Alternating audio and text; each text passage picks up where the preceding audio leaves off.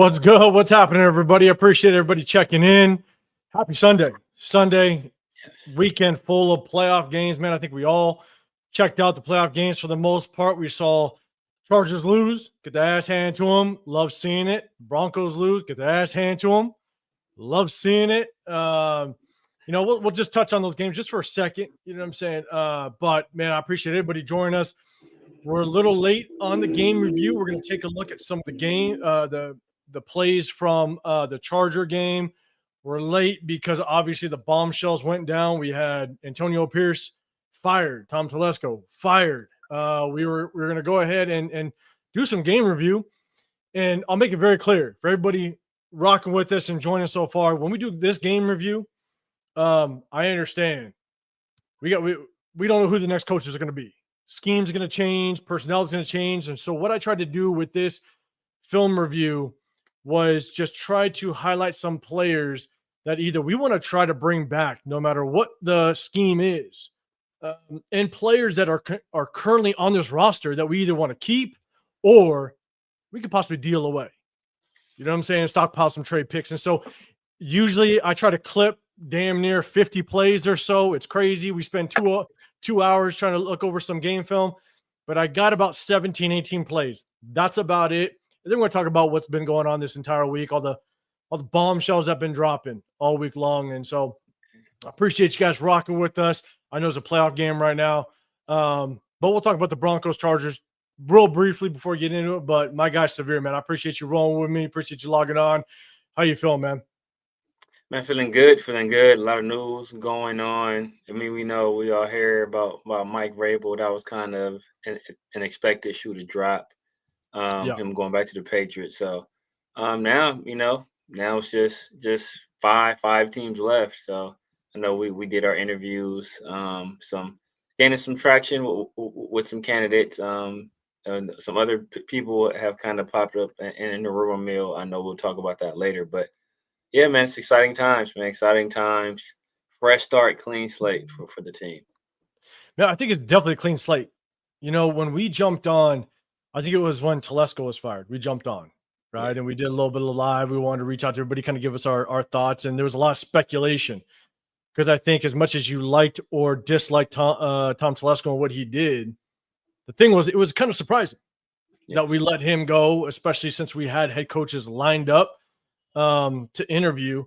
And so, my biggest thing is what is the plan? And I think it's a full court press. I think it is literally we're going to swing for the fences and go after Ben Johnson. And with the changes that we made, I do think it kind of separates ourselves.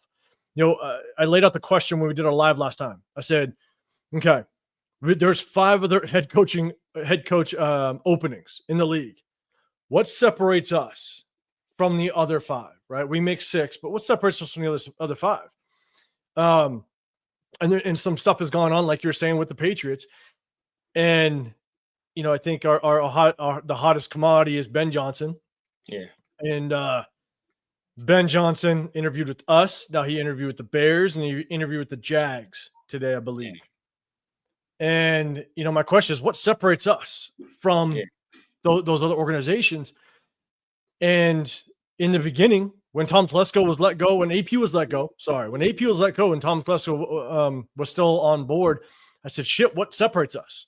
Exactly. You know what I'm saying? And I think there's a big difference now. I think there's a very big difference. Severe, I want your thoughts, man. Do you think that with the moves that have made up to this point, because we went live when Telesco was let go and it was a lot of speculation, but up to this point, and I'm going to say what's up to the chat just for a second, guys. I appreciate you guys rolling in. I'm going to let some more people roll in. But do you think that this is actually an attractive spot for a head coach moving forward based on the other potential landing spots available? What's your thoughts, man? So after we fired Antonio Pierce, it wasn't as attractive. For all the normal pitfalls, neither one of our previous 2 coaches have lasted 2 seasons. It's been 1.5 seasons, and then interim season, which I guess you can give each guy 1.5 years, right? Josh McDaniels had his 1.5 years, Antonio Pierce had his interim stint, which kind of doesn't count, but he was in the interim stint. Then he was full-time for a year. So each of those guys got about a year and a half.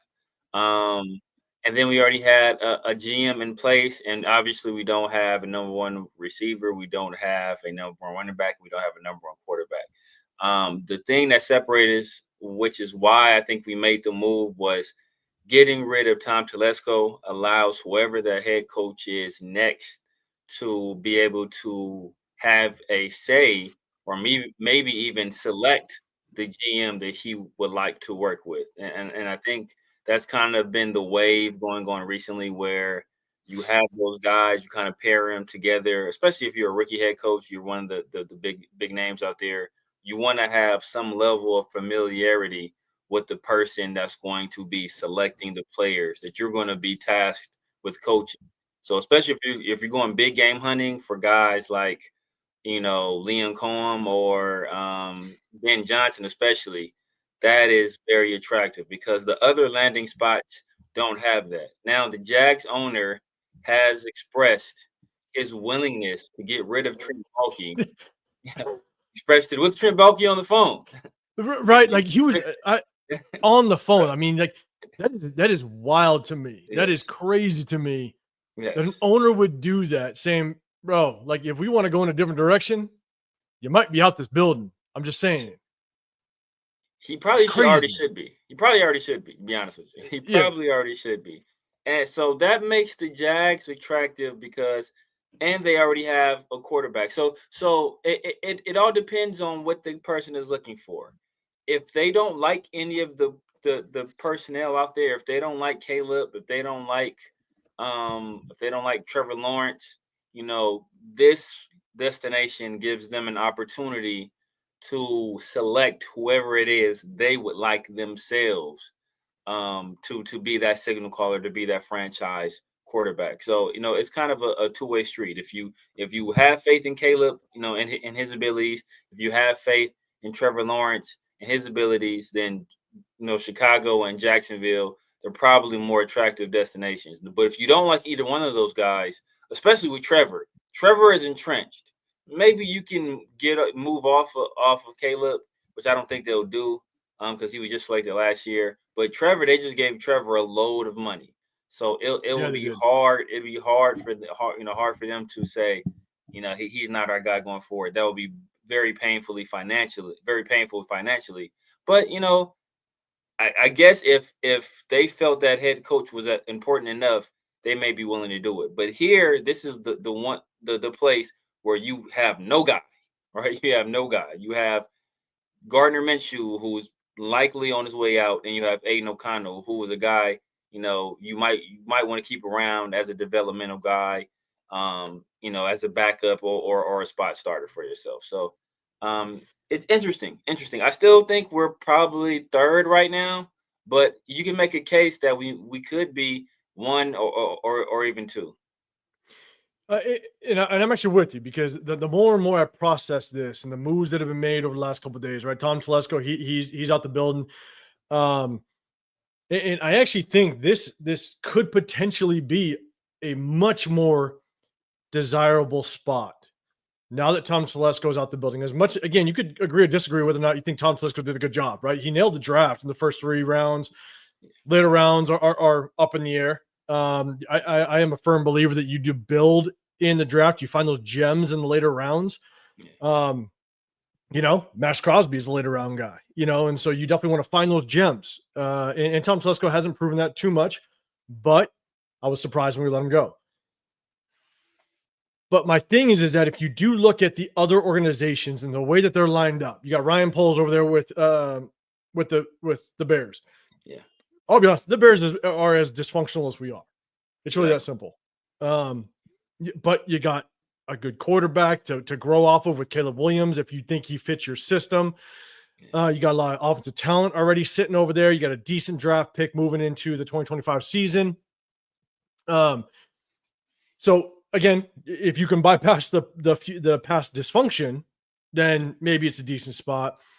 Then you got the Jags, which again, that owner and that conference call was just wild to me. But you could almost say that there's some dysfunction over there as well, just because of how many head coaches that have kind of funneled through there. But you look at us, you wipe the slate clean. You can come in and say, look, Ben Johnson, you come over here. One, again, I said this on our live on Wednesday, or Thursday, I forget whatever day it was. I said, look, we can say, Ben Johnson, we are going to give you some input on who the GM is going to be, as long as it matches Tom Brady's vision as well as his, right? They can work in cohesion between each other. You could offer, hey, bring Hendon Hooker over. Bring Hendon Hooker over as a bridge quarterback. We can still draft somebody, but as a bridge, he understands your system. He can help the quarterback room.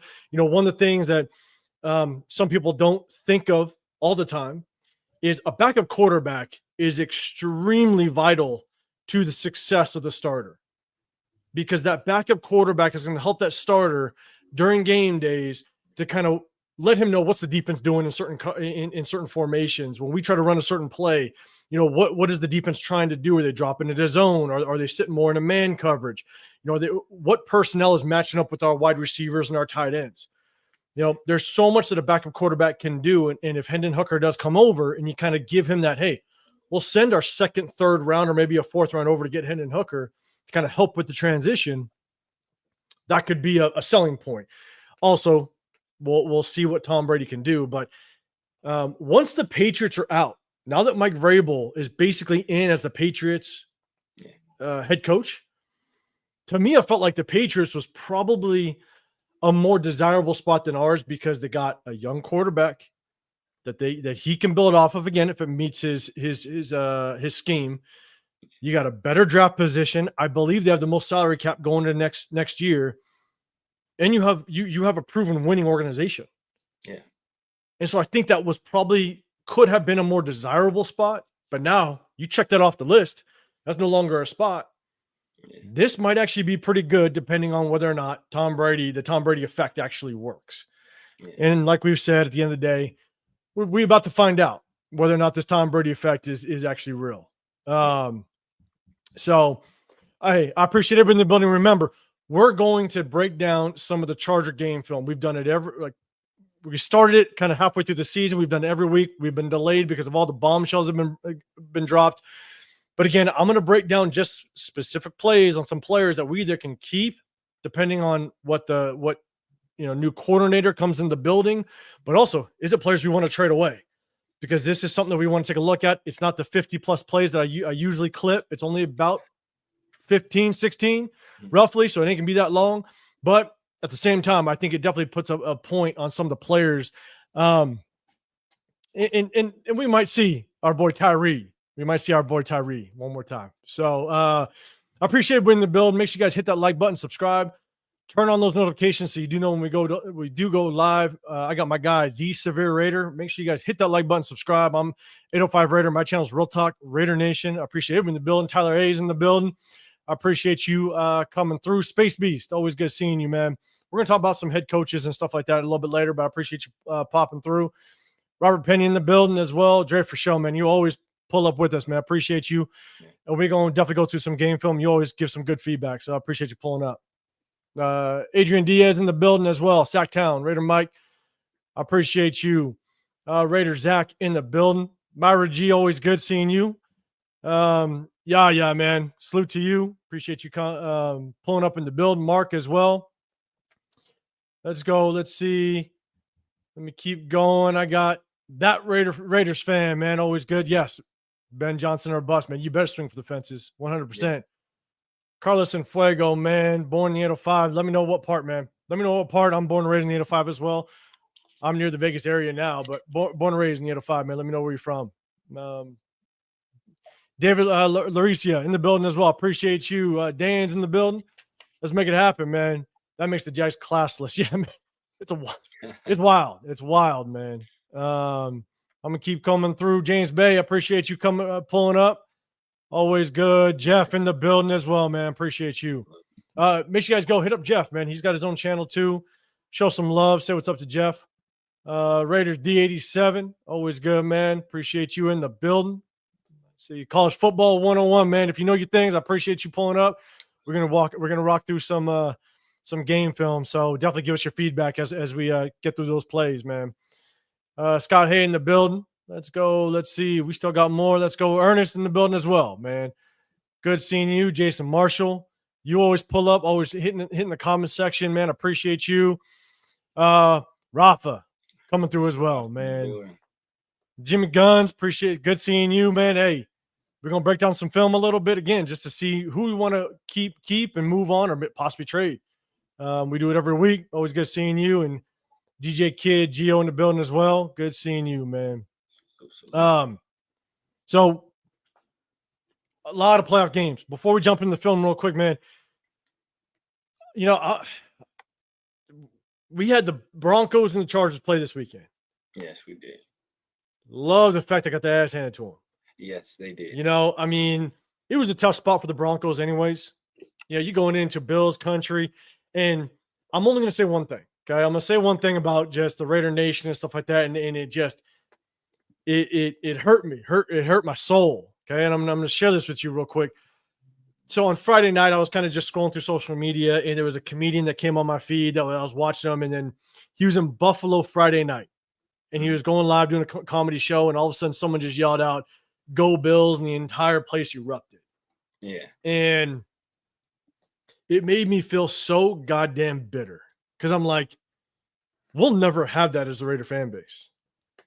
I mean, you're never going to have someone come into the Vegas area and all of a sudden the stadium is packed and someone yells out Raiders. Yeah, you might get shit thrown at you because there's no Raider fans here. Yeah. Like, we don't have that anymore. Like, we don't have a city that we can go to. You know what I'm saying? And I got family that lives up in Oakland. I got family that lives in Oakland. And I still got buddies that are in the Oakland area, and they're sitting there going, man, like, it's still torn in that city. Some people have turned on the Raiders because they left. And it's like, we just don't have that city anymore. So I'll say that down. I'm just saying I had a bitter moment for like 30 seconds, to be honest with you. I was like, damn it. But you know, the Broncos went into a tough situation. It sucks. Yeah. You know, you go into the Bills. They were obviously set to lose, but man, the Chargers, all I could think of when Justin Herbert threw so many picks and y'all pumped up and hyped up about the Chargers win the Super Bowl, and then all of a sudden Justin Herbert throws 4 picks, I think it was. 4, yeah. 4 picks. I'm saying all I could think of was Derek Carr and that timeout. That's all I could think of was that timeout to kick it and win it and kick them out of the playoffs, and we go.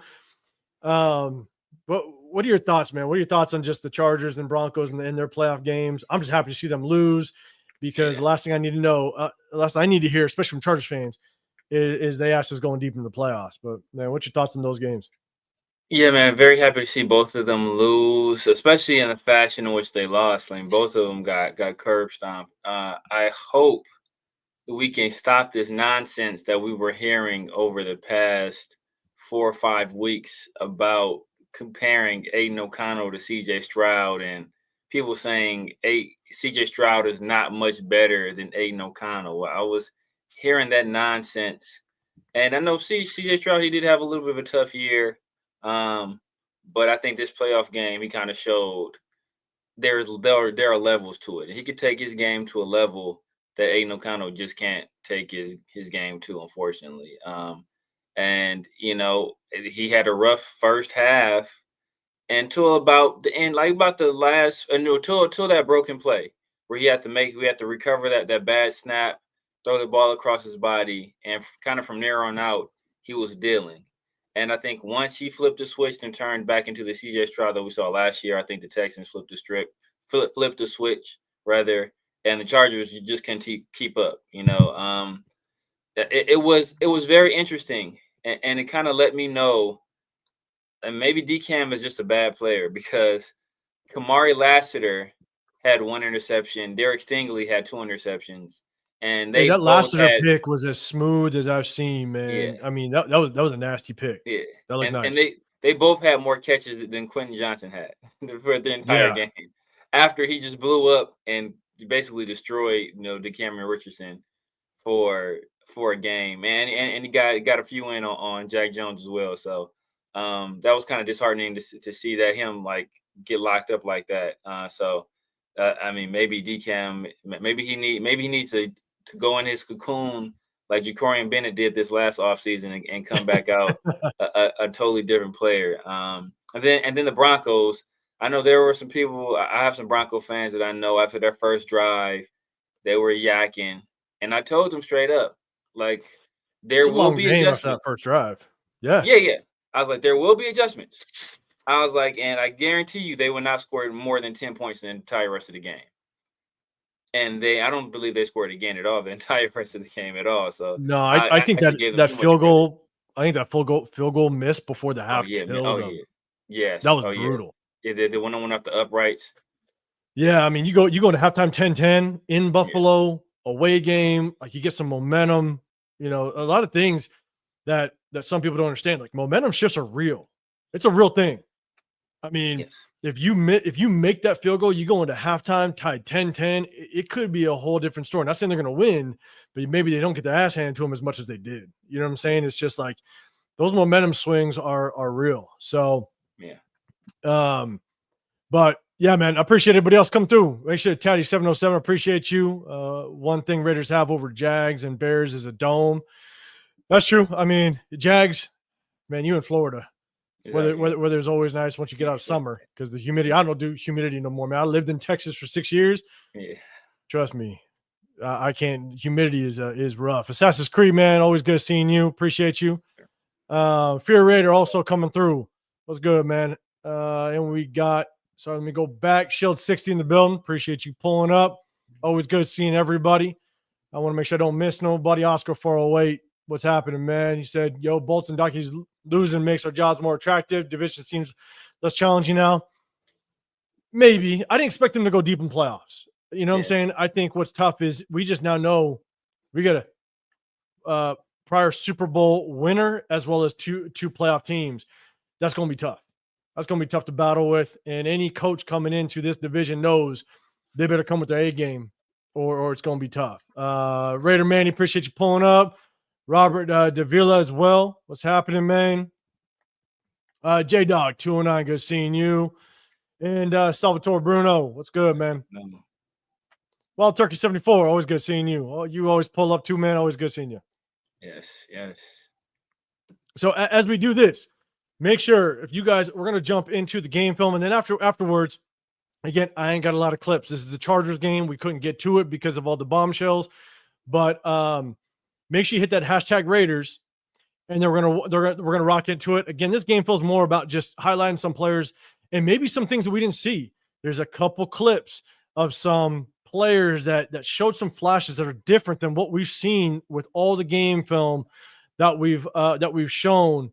And this is why, again, I usually clip about 50, damn near 60 plays, but it's only about 16, 17 because I want to be very specific as to what we looked at moving forward, knowing that it's probably going to be new coaches, new coordinators, new systems. And so we'll see who we want to trade off from or make sure we try to bring them back. But Alex Raider 35, appreciate you pulling up. Noah Calderon as well. Always good. But we're going to talk about coaches, head coaches, GMs, Deion Sanders, the whole nine after we go through this. So, but again, hit that hashtag Raiders as we go through this. If you do have a comment on the play that we're going over, again, we're just going to kind of recap the Chargers game and check out some film and have fun with it. And again, maybe we might see our boy Tyree Wilson make an appearance with this game film. So let's go ahead and jump into it. Okay. Remember, hit that hashtag Raiders if you got a comment on the play. But this one, all right, this is Snowden. Okay, remember, Snowden was an undrafted free agent. This is a guy that potentially could be on the chopping block next year with the new coordinator. Now, if we do bring in a guy that runs more of a 4-3 system like we have ran, then that could be good because that already marries our current personnel. You know what I'm saying? Like usually when you switch to like a 3-5 system, you're going to want a big dominant nose guard. We don't have that. We don't have that. So one of the things to pay attention as we get a new head coach and potentially new defensive coordinator, what type of defense do they like to run? Is that going to match up with the personnel that we have? And so that's definitely one thing to keep in mind. But you got Charles Snowden at the very top. Again, undrafted free agent. I'm going to run this through. I'm going to run it through the eagle eye, the sky view, and then we'll go through the end zone view. But just watch him. One, as we kind of go through it, great jobs just kind of shifting down, setting the edge. Yeah. Right. Very good. And Noah Calderon, you're saying we ran a 5-2 system mostly. We definitely did switch into a 5-2 system a lot, which we haven't in the past. 100% agree with you. But a 5-2 system definitely helps.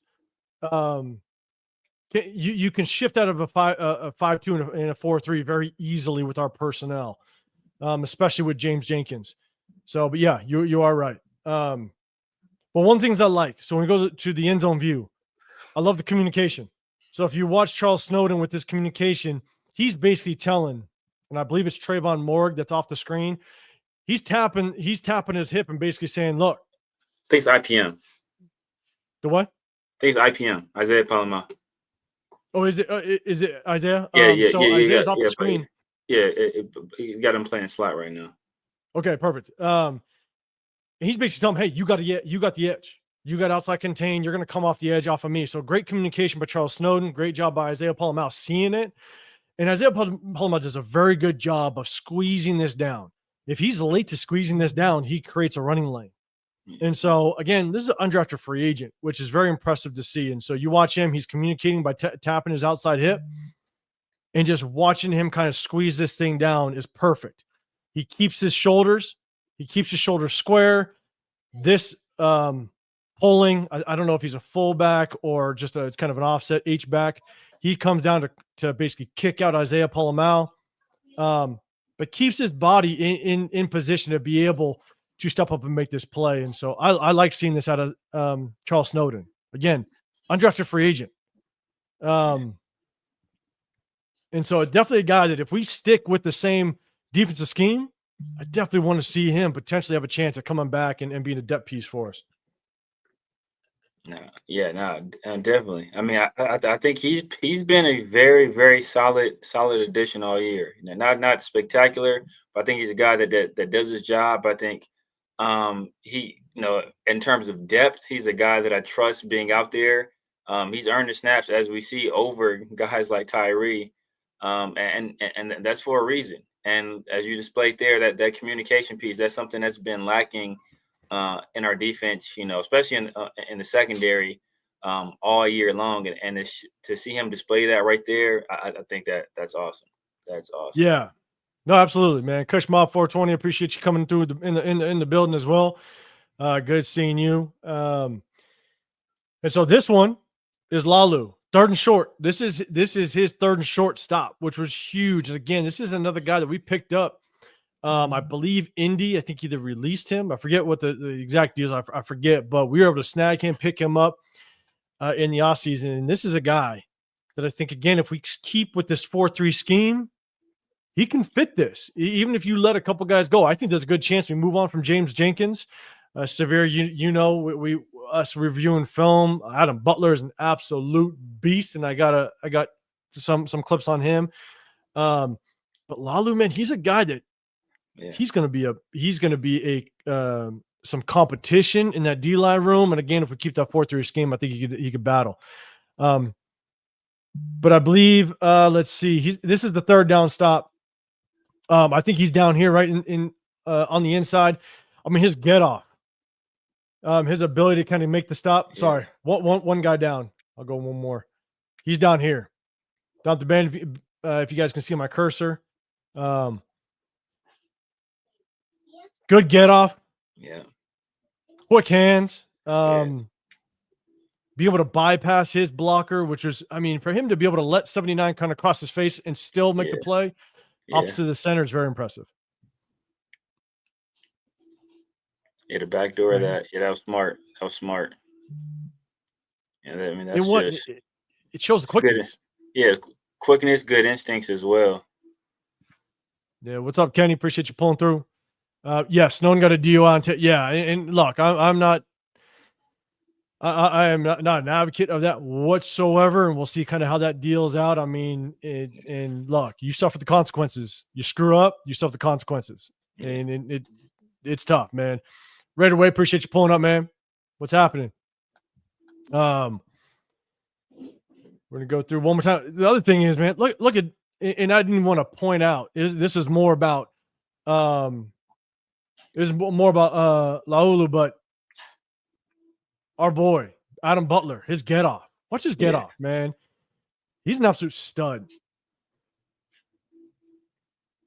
Oh my God, yeah. I mean, that's crazy. Yeah, he knows. He's making us either pay or he's going to find himself a high paying suitor moving forward. No, definitely. He's moving as soon as the ball is moving. He's off. Exactly, and that's what you want to see. I mean, there's not a lot of players that can do that. Obviously, Tyree Wilson, we see it all the time. But like if you have the ability to get off the ball like that, especially when the ball's over you, he's doing his job. He's doing it right. But there's so many players that don't do it right. Exactly. And so it's always good when you can capture that one that does it. You know what I'm saying? And so Jason Marshall, Ben Johnson. Let's see. Just want to make sure I said what's good. Everybody appreciate it. Yeah, make sure if you guys got something to say in the chat regarding the play, hit that hashtag Raiders. It'll catch my eye. Definitely try to bring it up. But at the same time, once we go through these plays, we're going to talk a little bit about everything that's been going on. Again, we weren't able to do it because of all the bombshells that were going on this past week. So one thing we will talk about is Jack Jones. We're going to talk about Jack Jones once we're done with all this, because Mo Moton from, I believe he's from Bleacher Report, right? Yeah. He kind of threw something out there, and so we'll talk about Jack Jones after this. But here's my thing: Jack Jones is a quick, fast. He does have decent instincts, but we point out where he does well with the pick sixes, but he also is very undisciplined. And this is a very good example. Dan McKinn, what's happening, man? I appreciate you pulling up. And so you got Jack Jones down at the bottom. So Jack Jones in this is playing more of a cover two. This is more of a cover two look. But the thing is about when it comes to corners, you have to play cover two a certain way. Now, I don't know. I'm not going to claim to know what the Raiders coach in their cover two. I'm not going to claim to know it at all. But this is just kind of how I coached it in high school and stuff like that, and just how I know some colleges run it. But what's going to happen is you're going to get two verticals. You're going to get vertical by the slot receiver. You're going to get vertical by the outside receiver. And here's the thing. As a defender, number one goal, number one objective, don't cover grass. You don't cover grass. So you got Jack Jones, and I'm going to let this run all the way through. Outside receiver, he's basically going to get up, pass down the sideline, on the hashes on the sideline. And Jack Jones, again, just by his technique, you could tell it's a cover two. Yeah. Once we kind of go through this, it's an underthrown ball. And so this is one of the things. And when we go back to the sky view, this is where Jack Jones, as much as the safety does have that deep half, right? The half the field. I'll kind of pause here. One of the things, as soon as Jack Jones knows that outside receiver is going vertical, number one, I've always taught my corners. Again, I'm not going to, I don't know what the Raiders teach their corners, right? So I'm not going to say I know. But one thing is, you want to do whatever you can to force that receiver to go inside of you, release inside of you, because it keeps them on the numbers and it helps out your safety. Your safety is going to have to get to the sideline. If you let that receiver get to the sideline and up the sideline, or outside of you up the sideline, that's a long distance. Yeah. Or that safety to be able to get there, and good quarterbacks can drop it in that hole. Exactly. And so here's my biggest thing is, one, I would prefer Jack Jones to be able to force Quentin, I think it's Quentin Johnson, inside of him. Keep him on the numbers, help out your safety.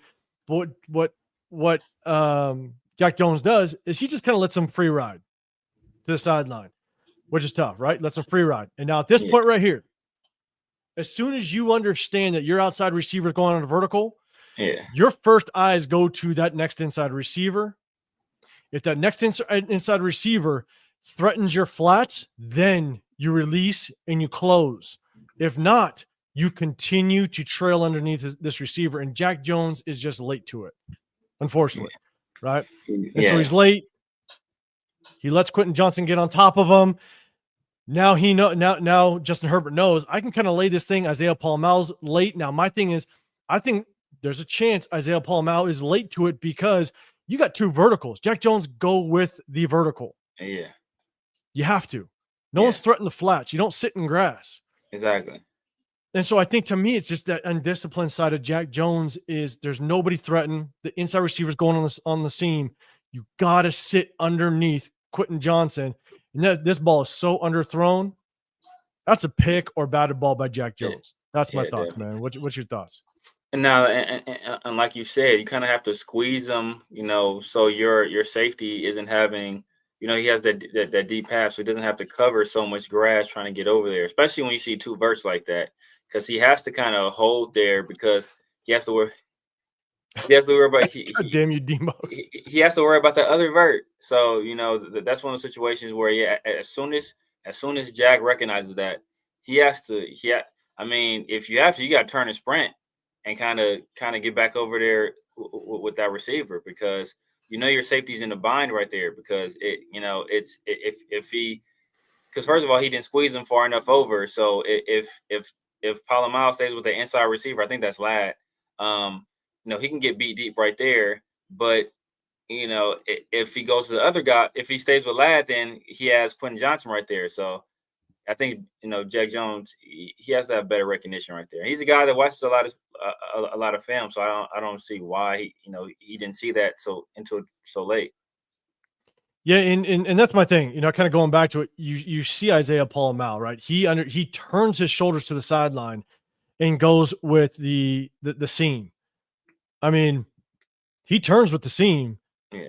But then he's late to get in here. But the thing is, there's nobody here. So Jack Jones, to me, it feels like you have to be able to play underneath that receiver to help out your safety. If you just let that guy go to the sideline. So again, it's kind of talking about look, and let's say rewind it a little bit. Let me see what.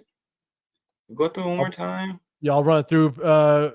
Kenny P99, you're saying Will Johnson at 6, and we can be done with Jack Jones. I mean, it's an option, 100%.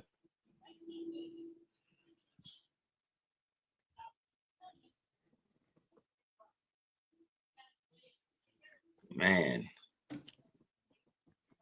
I don't know who the receiver is on the other side, though. I'm trying to see what DCAM was doing. Up top here? Yeah. That's a tight end. Oh, if he is that. He's. I mean, DCAM's doing a good job keeping his eyes. If that running back, because he's got to run back to his side if a running back does release. But now he's just waiting for this tight end to go to the flats, cut to the out route. You got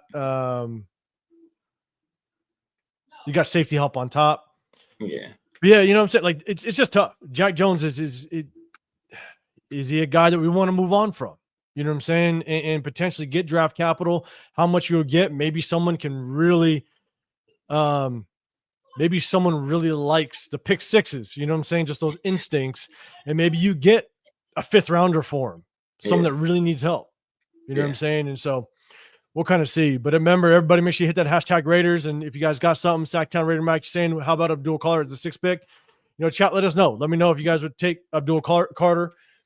My initial reaction to that or answer to that is I'm going to see what happens.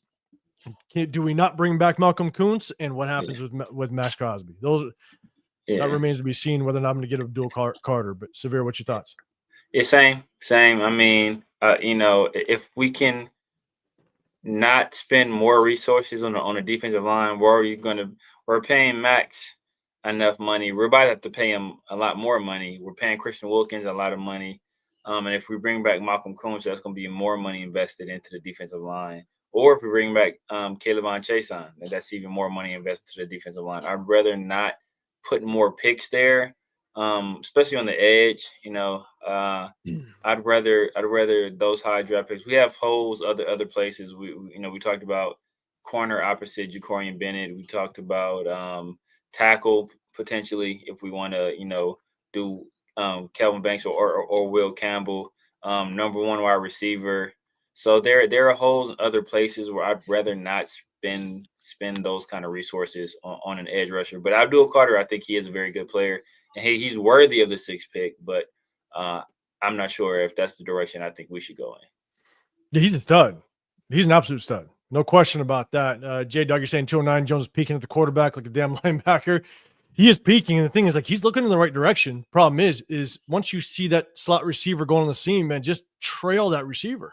Yeah. That's the part that I just don't understand. Noah Calderon, you're saying he's getting beat because his eyes on the quarterback. Yeah, eyes on the quarterback. But again, man, just hit that trail technique and trail underneath Quentin Johnson, and that's an underthrown ball. That's a batted ball or pick. Man, just stay disciplined with your cover 2 technique and peel off when you know there's no threat to your zone area. So, yeah, man, I appreciate everybody's feedback. Make sure you guys hit that hashtag Raiders if you guys do got something, just so it catches my eye. I can potentially bring you up, but I appreciate you guys rocking with us on a Sunday night. Make sure you hit that like button and subscribe. I got my guy, the Severe Raider, down below. I'm Real Talk Raider Nation. I'm 805 Raider. Make sure you guys hit that like button, subscribe. Appreciate you guys. We'll hit you guys with lives throughout the week, and just rock with us, man. We appreciate it. Appreciate everybody pulling up. And so next one, we are going to go with our boy, man, Adam Butler. Not Tyree yet. Adam Butler. And all you guys that have rocked with us before, you guys know we like to show Tyree here and there. Yeah. But Adam Butler, man, just look at this guy. I could care less what scheme you run. This is the guy that he actually took on the double team. Yeah. He wanted the double team. Yeah. It's a twist stunt, right? Where he's going to go ahead and he's going to take this guard to his outside shoulder, run into the tackle. You're going to take 2 with you. Yeah. But then he funnels his ass back inside beautifully. We got our boy Tyree Wilson. Okay. No comments on him just yet. Tyree Wilson. He funnels back inside, misses it. But Adam Butler, he takes on the 2, making sure Tyree can get a clean spot. Yeah. But Adam Butler peels off, man. I mean, he's a beast. It's beautiful. He's a beast. Yeah. I don't care what our scheme is, man. If we can prioritize him and Christian Wilkins on the inside is just going to be nasty. Nah, definitely. I like how Merrick and I don't know who else that is. I like how they played that little crosser right there. Oh, let me go back. I think that's where he initially looked. You got Merrick up top here, and they're communicating. Yeah. Good communication. Yeah. Is that Holmes? Yeah. Good coverage, Zach. Yeah, good communication off the top, which is really good. Pre-snap motion caused a little confusion potentially of the defense. Yeah. It looked like he wanted to go to that crosser initially, and it wasn't there. And then Diablo took away the other guy. The only other option he would have had is that tight end on a little curl right there. But yeah, Adam Butler's a beast. I can't. Man. He's a monster. And the thing is like I don't look. And for you guys that may be with us, you've just joined us, maybe you're looking through this. We don't sugarcoat shit. If I see something bad about Adam Butler, I will point it out. No, definitely. We will expose them if they need to be exposed. But at the same time, I don't see very much negative at all in Adam Butler's game. He is a bad man. So he does all the dirty work too. He does, just like that play. He said, "Okay, what about McMillan?" I would take McMillan at 6. Definitely. So that's a quick and easy answer from me. I'd take him at 6. I appreciate the comment, man. And so that's Adam Butler, man. Let's go. And again, just like we saw the get off before, this is Adam Butler's get off again. He's right here, just watching him. I believe this was a short yardage play. The quarterback sneaks. Man, he's just. I'm not gonna spend too much time on it because y'all know. Ball is snapped. He's there. He's nasty, man. Yeah, it's instant. It's instant. So I'm not gonna sit on this one too long. You guys have been with us with the game with the game film. You guys know how we feel. Adam Butler right here. Like, just look at okay. And again, I clipped these. So just so you guys know, I clipped these last weekend because I was preparing for us to break down this film on Tuesday, and obviously the bombshells hit. So I forget some of the points, but I love just the stem real quick by Adam Butler and him trying to jump them off sides. This little quick little stem to the inside shoulder. Yes. I love it. And try to, man. Quick as shit. Yeah, man. That dude's a monster, man. That dude is a monster. We got to bring him back for his play on the field, his leadership in the locker room. You know, he's a studying force out there. We got to bring that guy back. We got to bring that guy back. And here's a good one, right? One thing I want to point out is we got Joe Alt down below, rookie offensive tackle, a guy that actually shut down Maxx Crosby week 1. If we all remember, right? Maxx Crosby. I mean, Joe Alt was doing his thing against Maxx Crosby. We got Caleb on Chaseon. Caleb on Chaseon is a guy that do we bring back depending on the scheme, obviously, but we've always watched him do this kind of like jump and hand swat, right? Yeah. That's been his signature move all season long. Yeah. We got something a little different today. Oh, okay. He's reaching in his bag a little bit. He's pulling something out, man. So we're gonna take a look. Got Caleb on Chaseon down here at the bottom against the rookie Joe Alt, a very good, promising left tackle. Watch the little move. He pulls out his bag.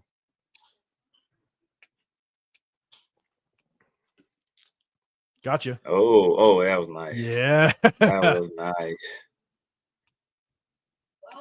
That was nice.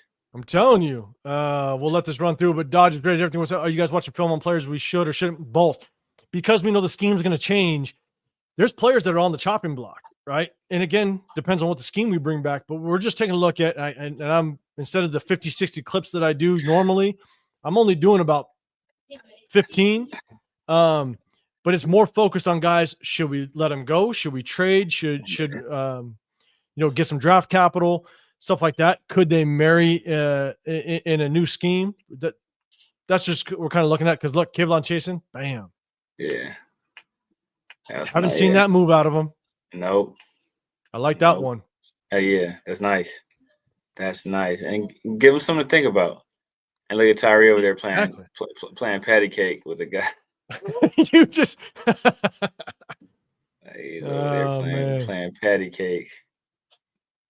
That's a nice. That's a first round smooth spin move. But exactly. That's why he's drafted in the first round. That's exactly. Why. You see, for our first, we get a guy you see should be drafted in the first round, a guy that shouldn't be.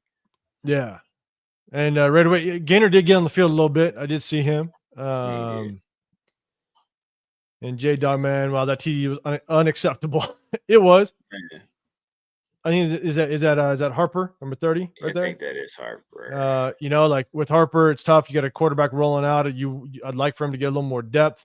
Yeah. It definitely looks like we're in zone. That running back does kind of a retrack route. He goes out. No one's going with him, so we're sitting in zone. And yeah, he just got Oh yeah, that was. We'll go back to the sky view, and it's I already picked on Jack Jones a little bit. I don't want to do it again. I want to kind of keep it as toned down, but you're sitting in zone. This is Jack Jones again. I mean, you got to stay disciplined to your side of the field. Yeah. He finds himself sinking inside way too much. He sits, doesn't recognize. I think, is this the running back doesn't recognize? Yeah. I mean, go for it, Severe. Yeah, man. Yeah, it's. I don't. It's a whole bunch of people not recognizing what they were supposed to do. I mean, Jack, like you said, why is he getting that far inside? He was outside the numbers at that point. Like, why are you that far inside at this point? It just. Yeah, you don't sink inside that much, knowing that you got the whole sideline to cover. Yeah. You got safety help inside. Here, just sit outside. Yeah. You got Spillane that could jump this perfectly fine. Yeah. Sit outside. His eyes are sitting here. That's fine. Yes. Sit outside. But what does he do? He sinks inside. He sinks inside further. Like, why is he going? Yeah. If he would stay where he was at, he's in pretty good position. He is. He's in perfect position. And let's both get outside of him. Yeah. So yeah. Kind of looking through the comments. Shane, I appreciate you, man. We're going to talk about the draft a little bit after we go through these plays. Again, we don't have a whole lot, so we're going to get to it quick. I promise you that. J-Doug, you're saying Jones again, though? Yeah, exactly. 100%. Ernest, appreciate you pulling up, man. Yeah, hey, if we can get some decent draft capital, without question, we will move on from Jack Jones. So next one. All right. I was gonna wait. So just so you guys know, I go over defense first, and then we're gonna rock to the offensive side. I go in sequence from the start of the game to the last, but I go defense first and offense. But we're gonna show something about Tyree for some of you that you guys don't know. Okay, Tyree's here. Watch him. Real quick, there's somebody that had a question about Will Johnson. It says he's too small now. Will Johnson is like 6'1", 6'2" at corner. He has great size at corner, and he's like Jared a 4'3" Green, guy. Yeah. And he's like, I think he's like a 4'4", 4'3" guy. So he has great size and great athleticism for the position. Gotcha. So Jared Green, you're saying small as in height or small as in weight? Because I don't know his weight. I've looked at him. He looks like he's probably at least maybe 190, like 195, 200 pounder. I don't know his weight, but just watching him and looking at him, looks like I don't know if weight would be an issue, but let me know if you're talking about height or weight or what have you. But 6'1", 6'2", if that's right, I'll take it. So for you guys that have been around us, watching, breaking down some film, we got our boy Tyree. And I had to make sure that we show something about Tyree. I don't know what to tell you guys. But Tyree's not here. Let's watch him. Let's make sure. Check him out. What do we got? We got nothing. It's the same damn thing, Severe. Nothing. Severe. It's the same goddamn thing. Week after, we got nothing. There's I tried to find something that we can be like, hey, this is something we can build on until next season. Something we can build on. There's nothing. And I apologize if I'm getting a little too live or emotional about it, but we've been breaking down film way too much. Too much. I'm waiting for him. And for those of you guys that are new, look, when Tyree was having a success, we broke it down. We showed it. The downside to the successful plays is that he's unblocked. Exactly. He's unblocked. Exactly. And when you unblocked and you're making plays, okay, cool, you did it, got it. But the thing is that you show nothing, whether it's a second move, a third move, set up to get to your second move. I mean, watch him dance. He's here. Yeah. Herbert pumped. He pumped. Exactly. He had enough time to. You're a yard away from him. And he's just doing nothing. And this has been his story all year long, unfortunately. And so, kind of as we go through this, I'm gonna let it run its course a little bit. And J-Dog, 209, he gave up.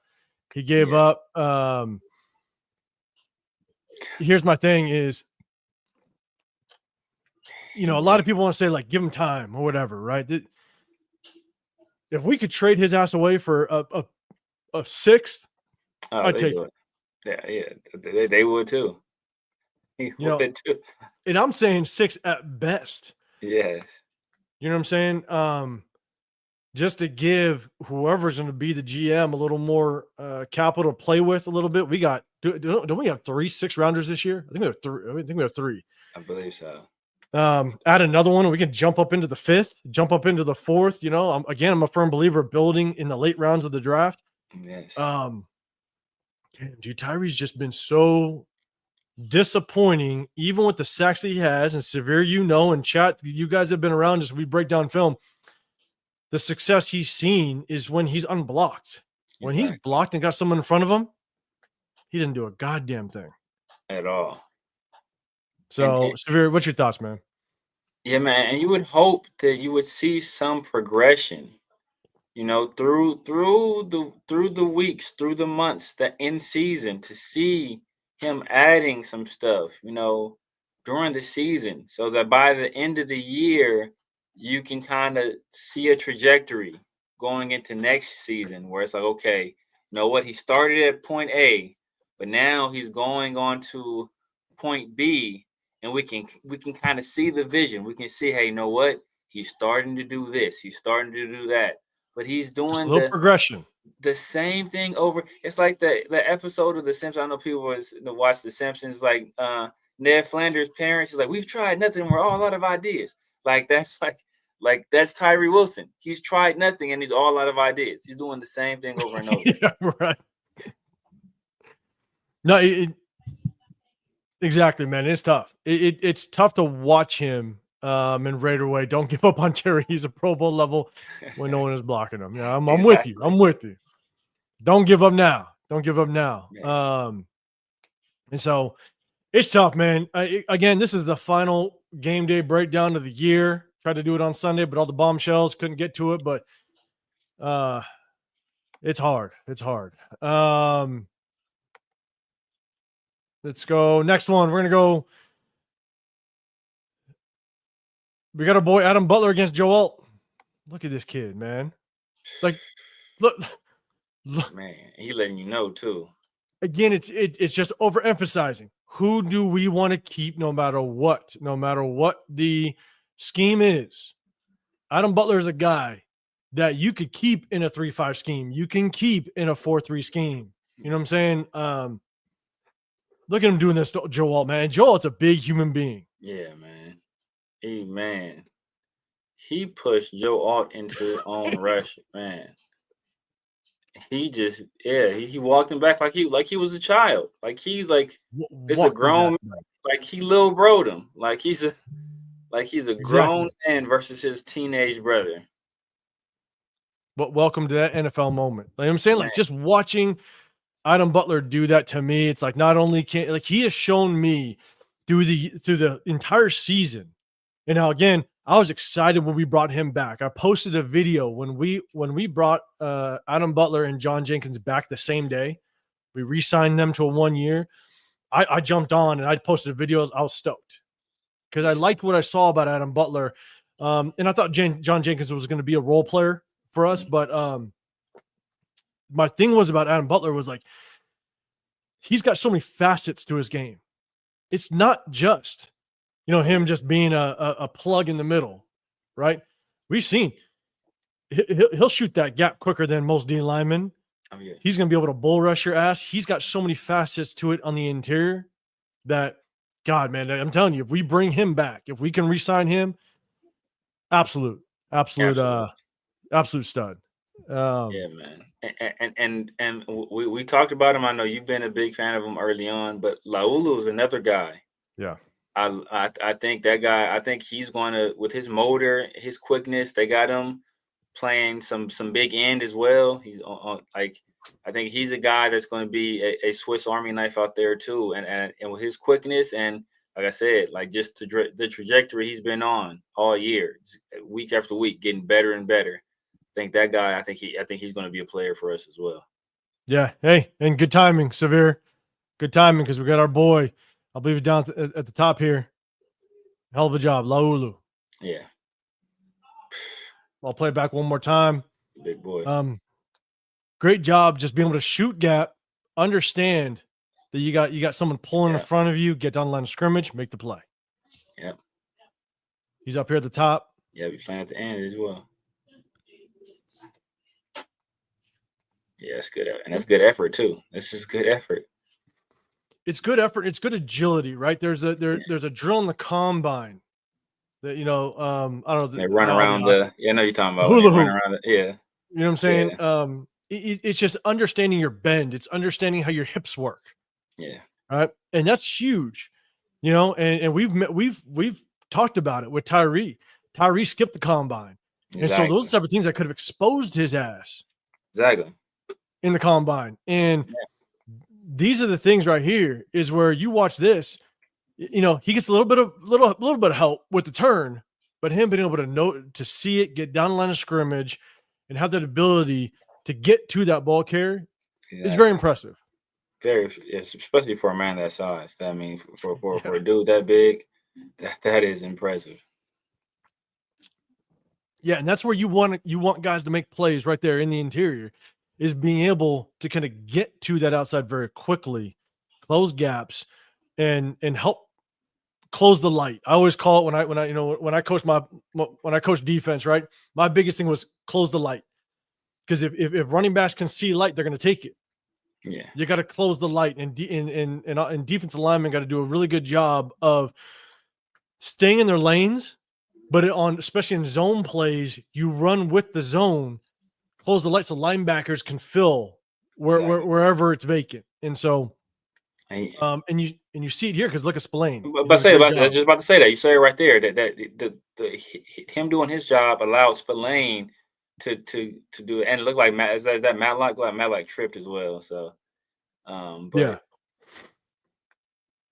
But you see Spillane, like, look, there's no light. There's nowhere for that running back to go except for that lane, because Lulu was here off on the inside.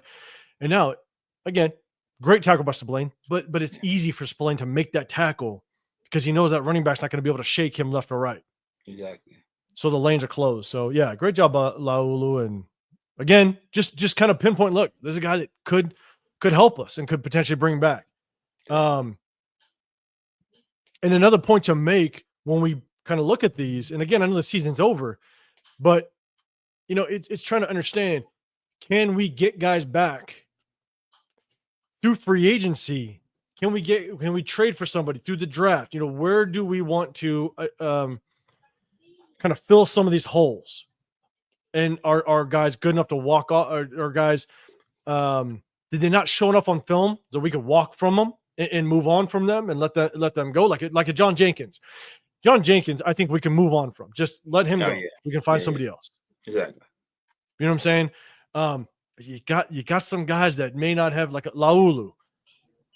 Man, he may not have made, shocking plays that stand out to you when you're watching the game live. But when you break the film down, he's there. It's very you know what I'm saying? No, he's there.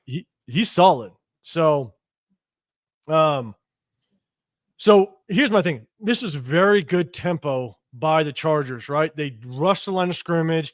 They got the playoff. They didn't allow our defense to be able to communicate and understand, because when you're this close on the goal line, you're basically a man for the most part. Yeah. And just good tempo. This is the touchdown play, but man, just a lot of miscommunication. Why the hell do we got 3 guys coming? Now, mind you, we'll see. I'll pause it. I mean, we got 1, 2, 3. Yeah. Going to that 300-pound fullback, I think he is. It's Matt. Yeah, it's Matlock. Is it Matlock? Yeah. We got 3 guys going to 300-pound fullback, and so there's just more communication issues with Patrick Graham's defense a little bit. We saw it earlier in the season. It started to clean up a little bit, but still a lot of communication issues. Afakasi Raider, what's happening, man? Appreciate you pulling up. Good seeing you. Don Dallas as well. Good seeing you, man. Our former players are winning teams. Jacobs, Amik, Mac Hollins. Yeah. Don't mention Jacobs. Our boy Chris couldn't make home it now today. Jacobs is home now, but then don't forget Danico Autry and Mario Edwards Jr. Mm-hmm. Denzel Perryman? Denzel Perryman, yeah. But like the corner for the Packers. Oh, Keyshawn Nixon. Keyshawn Nixon. Yeah. Yeah. He had a fumble. I think he had a fumble this game. No, did he? Shane, you're saying I thought that we should have drafted Gonzalez over Wilson, but hey, that's just me. Yeah. Yeah. Man. I'm with you. Gonzalez dropped it. I thought it was really weird that he dropped, so I'm with you. 100%. Sacktown Raider Mike, you're saying Laulu is going to be a beast. Yeah. I think so. Unfazed, what's happening? I thought we should have drafted Jalen Carter. The Commanders definitely should have drafted Christian Gonzalez instead of drafting Emmanuel Forbes. So I told everybody it was going to be no good. But Easy, what's happening, man? Appreciate you. Yeah. So, but that's the thing, right? Don't come with that. And our boy Chris, he couldn't join us today, but man, you mentioned Josh Jacobs. Yeah. He gonna talk his piece. Yeah. But Yeah. One I just good want to. one. Yeah. Look at Snowden, man. Snowden. But I just want to, like, it's tough. A lot of miscommunication, good tempo by the Chargers, getting up the line of scrimmage. Didn't allow the Raiders to communicate properly. They exposed us. So it's tough. Again, guys, we're gonna go through this film. We're gonna jump into some topics a little bit later, but I got one more play. Defense. And we're gonna jump to the. I got one more play on the defense. We're gonna jump to the offense, but man, Lulu gonna be a beast, right? Yeah. I think we all kind of agree. Definitely comments about Lulu, but check this out, man. Watch this move. I think he's at the top of the screen here. Again, I cut these films or these clips last Sunday to prepare for game film. But watch this, man. Another move. Watch him. I love the agility. Another little move in his box. Look at this. Spin inside. Oh, nice. Got him. Man, that's nice. And that's nice. That's a big man. That is a big individual. Right and here. For him to have that kind of agility, I mean, that's impressive. That's impressive. And the recognition there. That's it. Hey, you know what? I'm trying to beat him upfield. I see the guys trying to take the back door. I spin around and then have the wherewithal to spin around, locate the player, get in on like that. That takes a lot. That takes a lot. That's not, and you think about it, people think about like, oh, we're watching it. Think about these guys he's wearing a helmet as well, so his vision is obstructed too. So that's not easy to do. That's a heck of a play, man. Like, you can't of a play. And Severe, I'm very happy you pointed out, because that was going to be one of the things I point out is like the recognition to understand that you have the leverage to know that running back has no choice but to cut back inside of you. And you can turn your back. You run that spin move to turn your back to the ball carrier and still trap him and know that that's the only place he can go. And that's a great point to point out. For those of you that played that, like, the game before, wearing that helmet, your vision is cut off a little bit because of the helmet. But his ability to just recognize and know he gets far enough upfield to where you basically set the edge at that point. Running back has no choice to cut back inside, and you spin back inside and you make that play. I mean, it's impressive. Like, I can't explain or describe just how impressive it is to make this type of move on the interior. On the exterior, as a wide 9 or edge rusher, you got so much help on the inside. Yeah. For him to be able to get off the ball and make this move inside is very impressive. Yeah, very. Look at this.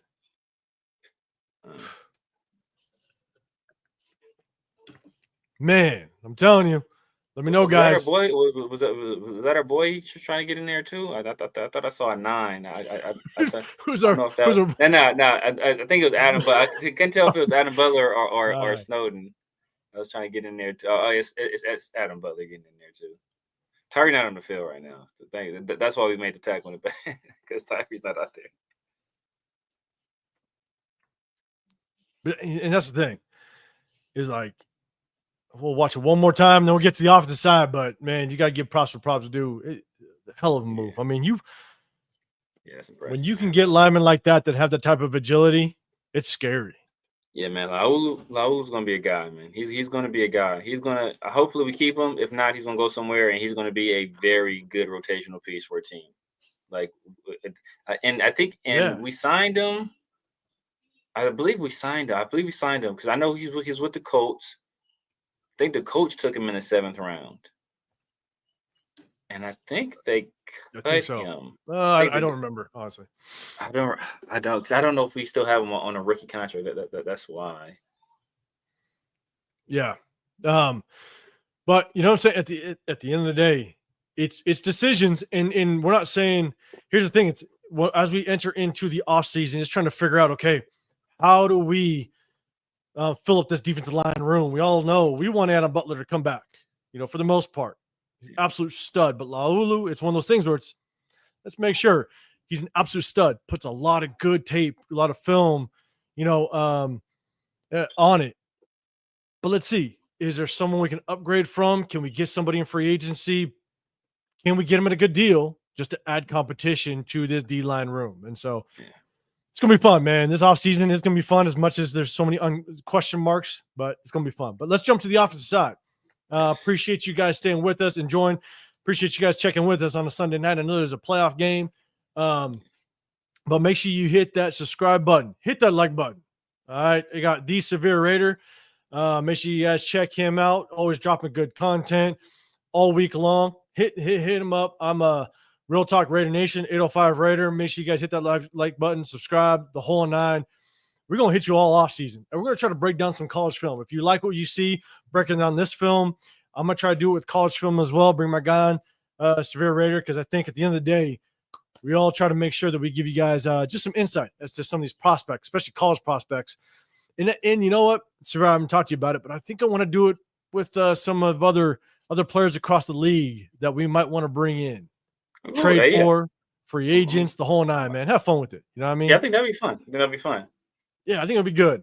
That'd be good. Especially when we find out who the OC and DC is going to be. Yes. Exactly. And look at the schemes and all that stuff. I think it'd be really cool to see some of these players across the league that we could possibly bring into this locker room. So we'll kind of check it out. This is a good one, man. We're definitely going to talk about some of the key offensive players that we want to make sure we highlight. So we got Jacoby Myers, man. Jacoby Myers with Aiden O'Connell. I mean, look at this catch. That is a catch. It's a nasty catch. That is a catch. I don't think he had a drop pass that was on him at all this year. Yeah, I don't think so either. I apologize. It kind of cut off. This is the film, so it wasn't, it wasn't me. It cut it off a little bit. But I'll try to pause it. Let me see if I can time it. Oh, couldn't time it. But nasty. That is nasty. Yes. That was a nasty catch, man. Gotta love it. Let's see. We'll run one more time for him, but man, that's my biggest thing is if you can get a guy that has such sure hands, I mean, you got to make sure that you hang on to him. Exactly. You know what I'm saying? And I'm not saying Jacoby Myers is a solidified number one. I think he is without question a top number two. Yeah, exactly. You bring in another number one like McMillan from Arizona, it could be nasty. That could be man. That would be nasty. Yeah, because he does everything. Oh yeah, but way too soon, man. What a JD is there?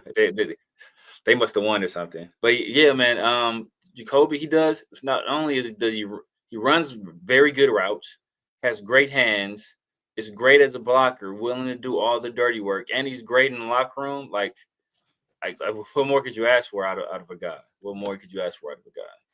And very good point. He does the dirty work. You know what I'm saying? He'll come in, he'll crack a linebacker, he'll crack a DN. You know what I'm saying? And so he's a pro's pro without question. You know what I'm saying? Zach Tang, you're saying I think we need running backs this draft. Are Jaden Love and Scottaboo a pipe dream? Jaden Love. I don't know who's Jaden Love, to be honest with you.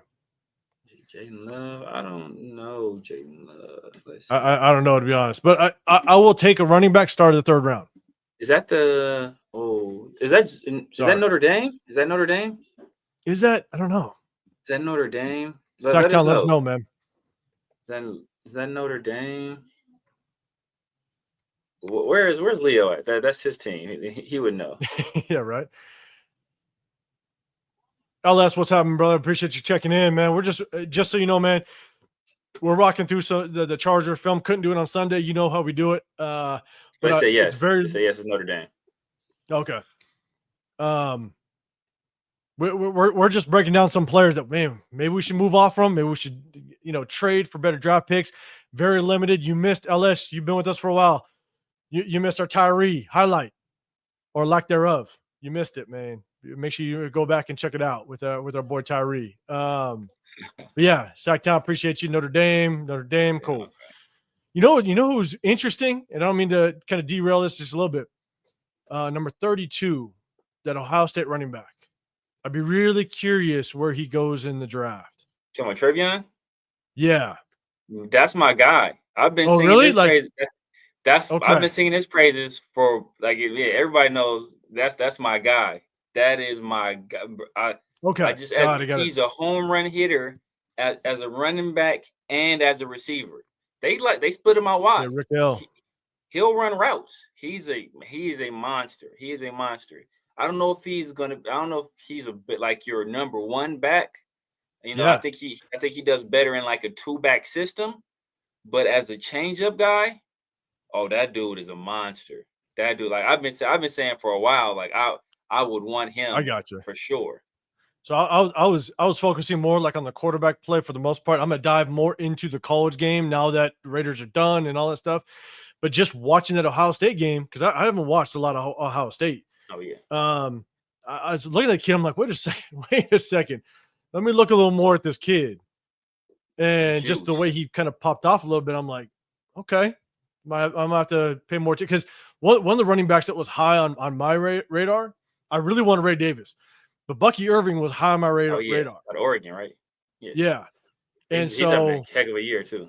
My only concern was whether or not he was going to be a little undersized, but he checked that in a heartbeat. So, but Charles Wong, appreciate you pulling up, man. Don Day in the building as well. Good seeing you. Appreciate everybody pulling up in the building, man. It's always good seeing you guys. And so let's go with the next one. Again, there's only about a dozen offensive plays. We're going to run through this. We're going to talk about a little bit all the stuff that's been going on this week. This is Jacoby's comeback. Jacoby's here. You isolate him one-on-one, which is good. Good comeback route by Jacoby, fighting through it. Nice. Yeah. Nice. And that's where those are the type of routes, in my opinion, is that Aiden O'Connell just trusts Jacoby Myers to work his way open.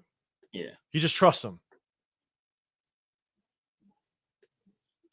And so go for it, man. I mean, I play receiver, and they always tell you, generally that there's three. You can beat the DB three places: on the release, on the stem, or on the break. And he beats him right there on the break with physicality. He can beat you with precision with route running, but he's a nice sized receiver, and he can get out there, out physical you, put a body on you, knock you back, and get to a spot, and then he has sure hands as well. So I mean, he's a good man. He's a top 5-6 number 2 wide receiver in the league. Yeah, Charles Wong. Yeah, McMillan. I'd take him in a heartbeat. I'm with you, man. Definitely. At number 6, I think both myself and Severe. I mean, if he's there at 6, I think we take him. This is Jacoby's out route. Again, I'm going to highlight Jacoby just a little bit, just because he's down here at the bottom of the screen. I mean, we highlighted him. Just yeah. This is huge. I'll just let this run through. I just man, Jacoby Myers, man, he's a pro's pro. I love just watching what he did all season long. So there's a great dig route by Jacoby Myers. So he's at the top of the screen. A good dig route. Good timing route for Aiden O'Connell. And he's right in that zone for Aiden O'Connell, which is really good. That was a really good throw by Aiden O'Connell too. Yeah. A very good throw. But a lot of it is just Aiden O'Connell just trusting that he is going to be there, which is really good. Yeah. He's looking for him the whole way. It just looks like. The whole way. So again, this is me just guys, I'm just highlighting Jacoby Myers. We're going to get to a couple other players, but being able to kind of sit this ball in this zone, it's not easy. When you got all this commotion, it might look like it's open. It might look like it's you got yourself a pocket here. You got to imagine, you got Aiden O'Connell. The bar's already in the throat. The ball's in the air. You got to imagine, you got people in your face. You got a lot of commotion going on in front of you. For him to be able to make that throw is very impressive. So good ball by Aiden O'Connell. Yeah, very good ball. Very good ball. We'll play this through one more time on the end zone view.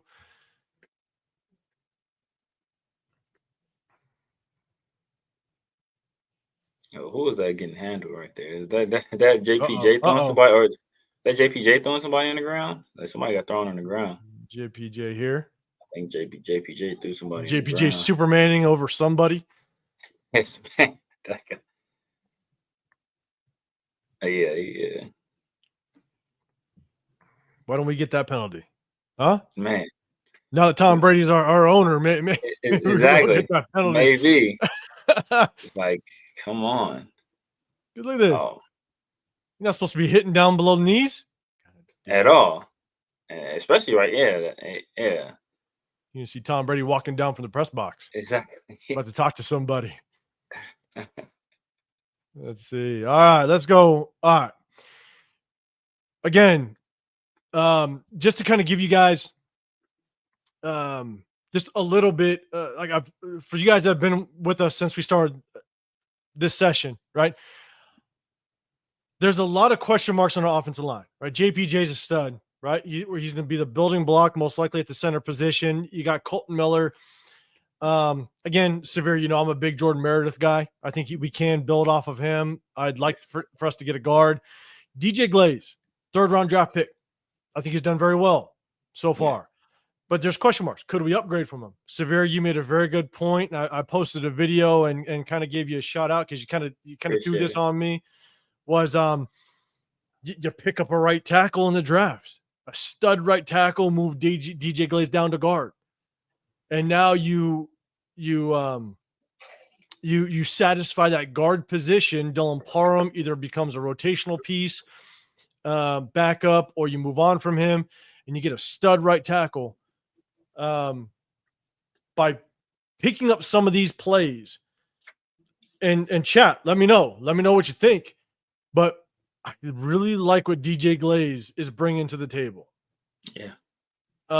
Because his technique, if some of you guys remember when he came out of college, he was great in pass protection, but a lot of the knocks were that he wasn't as good in run blocking. Yeah. And so again, I clip these plays because I want us to know, do we move on from him?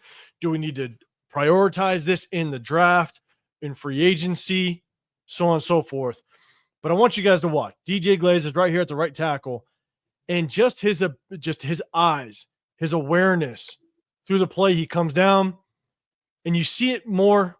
It looks a little innocent, but you see it more in the end zone view. I just, and again, for some of you guys that have been with us, I'm big on eye discipline. Yeah. I want to know that not only you engaging in your guy, but you still see what's going on around you. How do you peel off your guy and get to the next level and what have you, right? Yeah. DJ Glaze, he engages and you can tell his eyes are still working, which is huge for an offensive lineman. So watch, he gets down on him, right? Bang. And he reaches. Yeah. He's still trying to get to that guy. Get to that guy, yeah. And that to me is very impressive. That tells me that he isn't like a Dylan Parham, which I saw his rookie year and last year. Or Dylan Parham, he just ducks his head and he hits a guy and that's all I got. Yeah.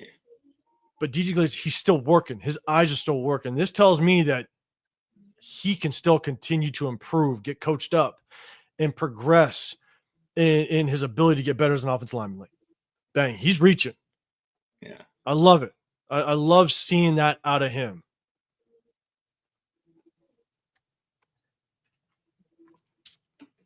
I got Jake. He said JPJ needs to smarten up. No more throwing people. Yeah, Charles Wong is saying DJ Glaze Superman over people. I know. So I love the eyes. I got another I got another clip of DJ Glaze, just so you know, but I just love seeing the eyes. You could tell his eyes are working, which I love. Charles Wong, you're saying this is why you keep DJ Glaze at right tackle. Yeah. I can see the argument. I can see the argument.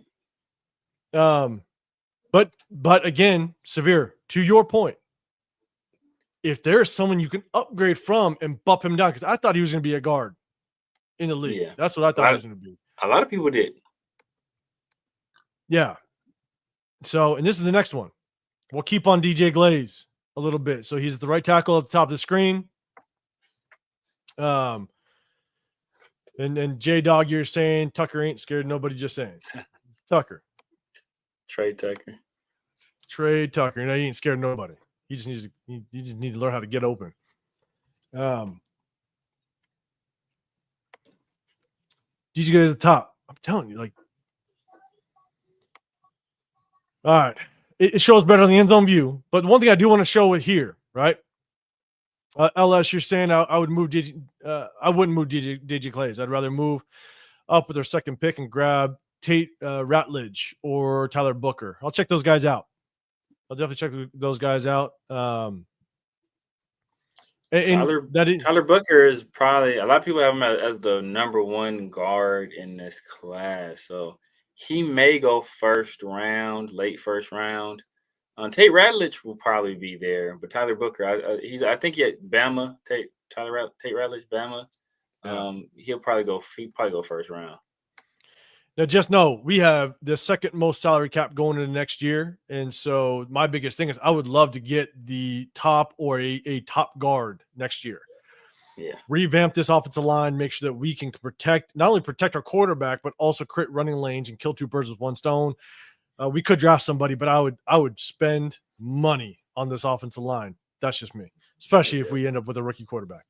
Yeah, definitely. So the one thing I want to point out at the top of this is it's been a long time since we've seen our offensive line work as a complete unit. You know, we now have some cohesion. These guys have been playing side by side from each other for now 6-7 games, which is great. And my thing is, you're as weak as you're as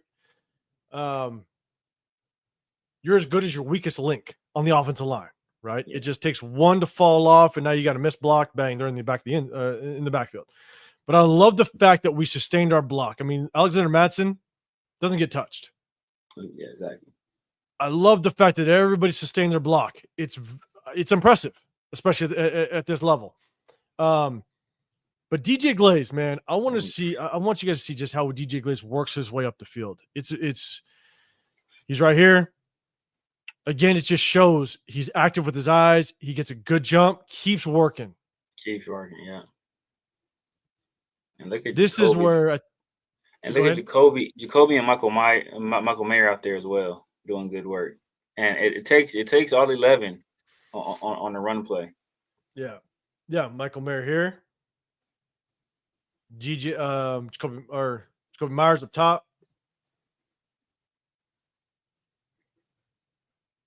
And it's a good point because look, Michael Mayer was going to be huge in our run game, and he just wasn't there.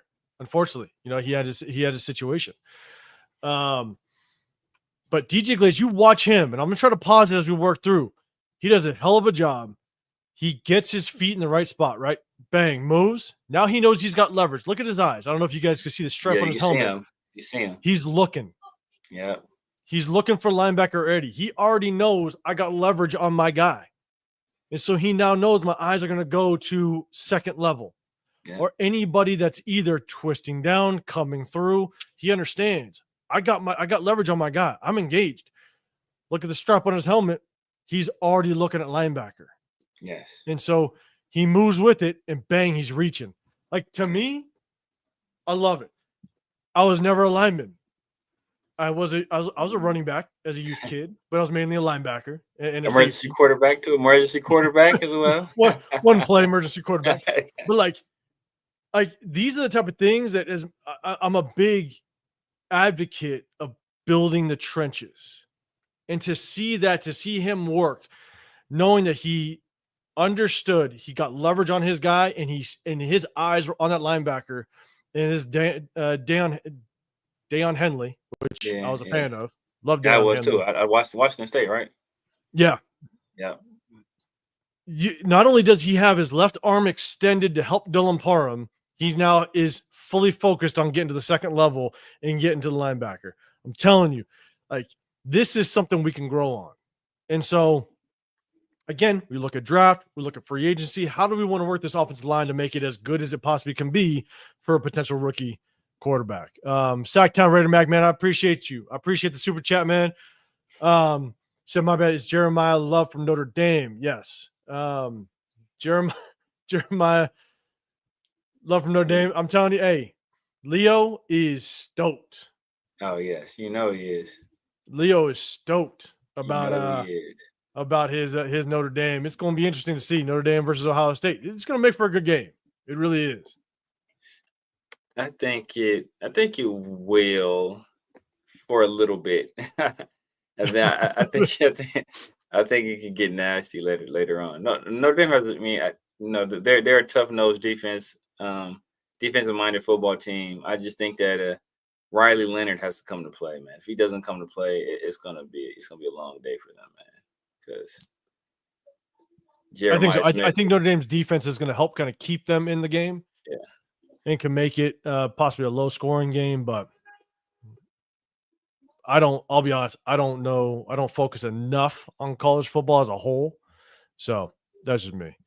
But man, Sacktown Raider Mike, man, I appreciate the super chat. 100%. Charles Long saying DJ Glaze is smart. Yeah, he is.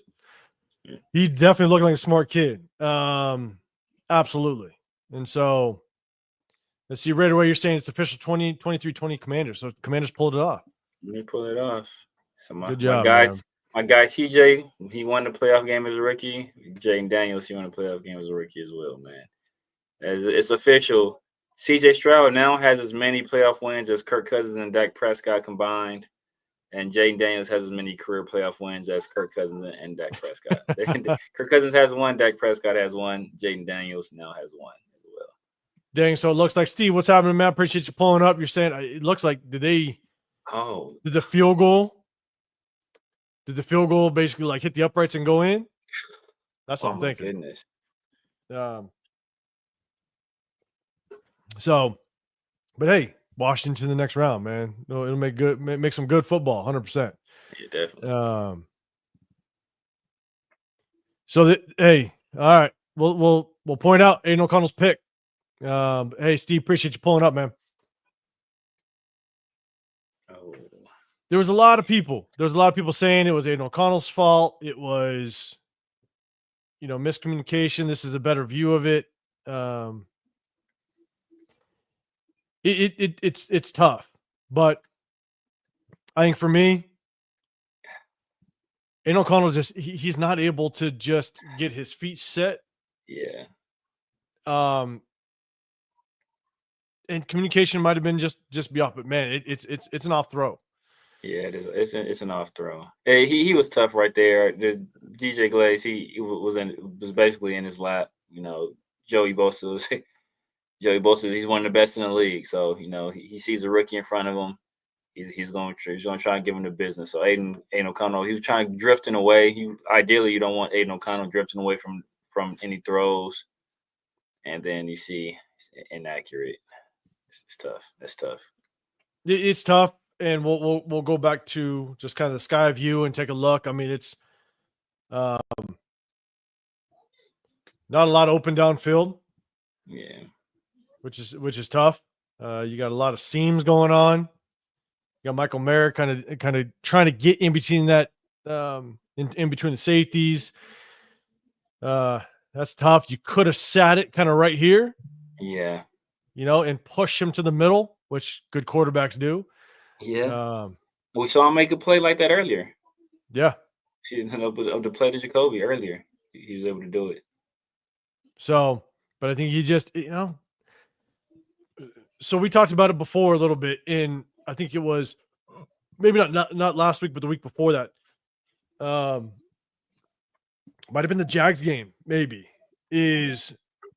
I struggle with Aiden O'Connell. I don't know if Aiden O'Connell just doesn't trust his arm. And again, could be the thumb issue. but it just doesn't look like he has the zip on the ball that some of us might have thought he could have had. Yeah. Yeah, it's just a bad throw. Bad throw, off balance. And that's all on him, and he's gonna have to correct that to have a chance at fighting for a position here. So yeah. Pastor Raider, what's happening, man? Chris, what's going on, brother? Man. Appreciate you pulling it. Yeah, Aiden, he has a perfectly adequate NFL arm, right? Nothing special, nothing amazing. He's good enough to play in the NFL, but he's not going to wow you with anything, and you don't want him making throws. But it was crazy. Like, I was watching because I know some of the criticism for Jaden was like his arm wasn't that strong, but like I was watching something earlier with like the best plays of the year, and then there was that play, the Hail Mary play against Chicago, and I want to say he threw that from like the 35-yard line or the 40-yard line on the opposite end of the field. It was like a 65-yard throw. Mm-hmm. And it, to the end zone, like, and it's like that, like that's pretty good. That's pretty good. Yeah. No. So, and here's the thing, right? J Dog Man, you're saying not enough reps. In my opinion, needs to move more. He does need to move. Yes, he does. I'm with you. Tanner Jack, you're saying all QBs do dumb INTs, though they do. Yeah. I'm not going to take that away. Yeah, they do.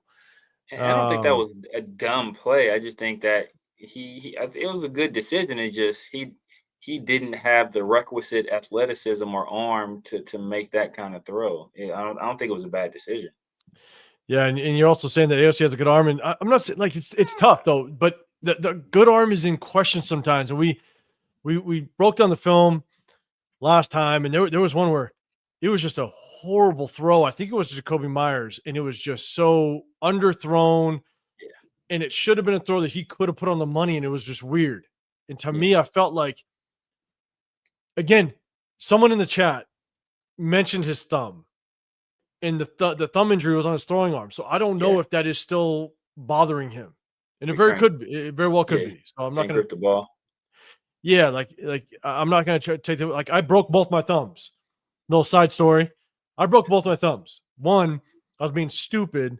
I was on the defensive side, and I decided to catch some punts for the punter in pregame before the game. Uh-huh. And I was just being dumb, right? I walked over and bang. I was like, I went to go catch it, and it popped my thumb, and it broke my thumb, which was just stupid. Like, I'm not even the punt returner. I was the defensive guy waiting for my linebacker coach to come over. Yeah. And I was just catching it, bang, popped my thumb, broke it. And then the other one, I caught my thumb in a face mask. Oh, that's practice. The worst one. Those are the worst. Oh, I went to go make a tackle, and I went and I wrapped up. My thumb got caught in the face mask, and I bent it backwards. Yeah, that was brutal. So, but I've had like problems with my thumb, even though it healed, and I played the entire season. Yeah. I had I've been till this day.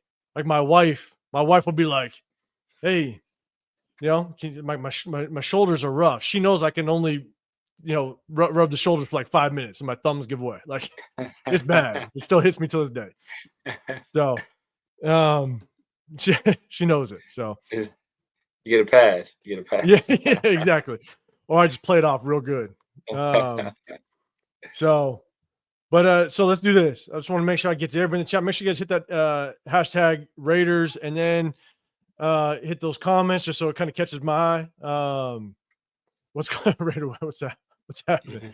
And so, all right, Brock Bowers. All right, we got two more plays. I believe. Let me check. 2 more plays. Yeah, we got 2 more plays, and we're going to talk a little bit about what's going on this week. And so, we got Brock Bowers. He's at the top of the screen. Good dig route. I mean, got to give love. We're going to end it with Brock Bowers because, man, that's our stud on the offense. Yeah. Great job. Nice. In the seam. Yes. We're going to go great job in the sky or end zone view. It's good job with just him just kind of getting into the dig route. Good play call. I mean, this a lot of this is on Scott Turner just being able to open it up. And in LS. I'll tell you here. I'll tell you right now. The one thing I can do is I can Johnson hands. I can catch everything. I'm just Okay. and I'm not gonna lie. I'm not gonna lie. Like I can catch everything. Just so you know. And anybody that comes up in here, I'm waiting for some of my boys back in the day, even some of the coaches that I used to coach with. They know I can catch anything. Just putting that out there. Got the hands. Got I them got the Jacoby hands. Got them Jacoby hands.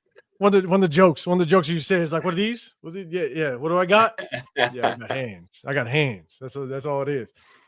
But I was mainly a defensive guy. So, Raider High, what's up, man? Appreciate you. Appreciate you coming in, man. We only got 2 plays left, man. But yeah, good dial up by Scott Turner. Just kind of getting that the opening here. Out route by Michael Mayer. Just kind of get that linebacker or it looks like a safety coming up in the box to push out to the side. You extend him and get that pocket open. So good shout out to him. And it's a good job by Aiden going through his progressions. Looked like he was looking at Jacoby first and came off of it and he found Brock. Yeah. And man, I got our boy. Oh man, I got our boy Chris Protect Show podcast. Make sure you guys hit him up. Severe, he just sent us another parlay hit. God damn it, that guy. Yeah, he got another one. You got another one. He got another one. He about to enjoy this week. He is. I love it. Shout out, Chris, man. So last one. It's Brock Powers' touchdown. After this one, guys, we're gonna go ahead. We'll talk a little bit of what's going on this week. But Brock Powers' touchdown in the slot here. Oh, that's good agility by Brock. Great balance. That's good agility right there. Yeah, exactly. Like to avoid that hit, keep his feet, and get in the end zone. That's it. That's impressive. Yeah, we're gonna run it again. I mean, this is our God, man. Obviously, Rookie of the Year, Player of the Year. Like this is our stud. This is what we're gonna build on, and God love what he did for us. You know, without question. Is that Terrace Marshall too? Terrace Marshall made that play. Let me go back. I'll go back to this view up here. Yeah, Terrace Marshall. I think it is Terrace Marshall. Yeah, Terrace Marshall made that play. Yeah. Yeah. And it is more of those rub routes to kind of create that separation, force that defender to make a choice. Do I go on top of this route? Do I go on underneath with his rub route? So yeah, good point out, sir. Yeah, he decided to go on top and make the wrong decision of jumping it. I don't know why you jump it. I know. Yeah, exactly. Yeah, if a portion would go over the top, because if you would have took a different angle there, that's 6 the other way. Yeah.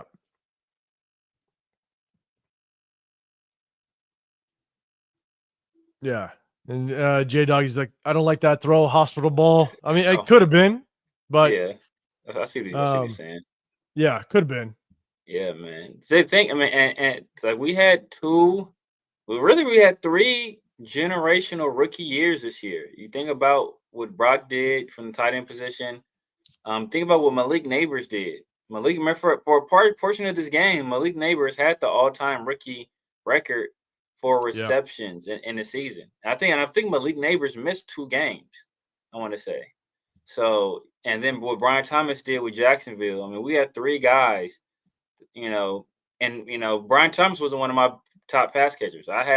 He was 4. I think he might have been 4th for me. I think I had a Doomsday over him as well. So I think I had Neighbors, Marvin Harrison, Brock, Doomsday, and then Brian Thomas Jr. And man, Marvin Harrison really didn't do what people thought he was going to do. But Neighbors, Brock, and Brian Thomas, those guys, they proved to be studs on bad teams too. Yeah, and J Dog, you're saying Brock got lucky, didn't take his leg.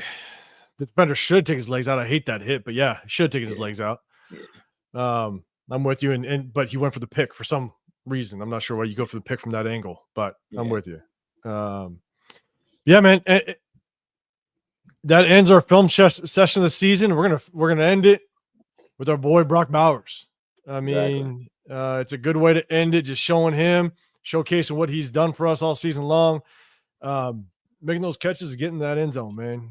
No complaints. You know what I'm saying? So, that's where we're at. And now we got all the drama, the bombshells, all that fun stuff, man. Yes. It's but hey, real big shout out to everybody that's in the chat. All you guys that have pulled up with us with the game films that we've done. You know, we started kind of halfway through the season. Usually it's myself, Severe. We also have our guy Chris Protect Show podcast. Make sure you guys go hit him up as well. But while you guys are here, make sure you hit that like button, subscribe. You got the Severe Raider. I'm 805 Raider, Real Talk Raider Nation.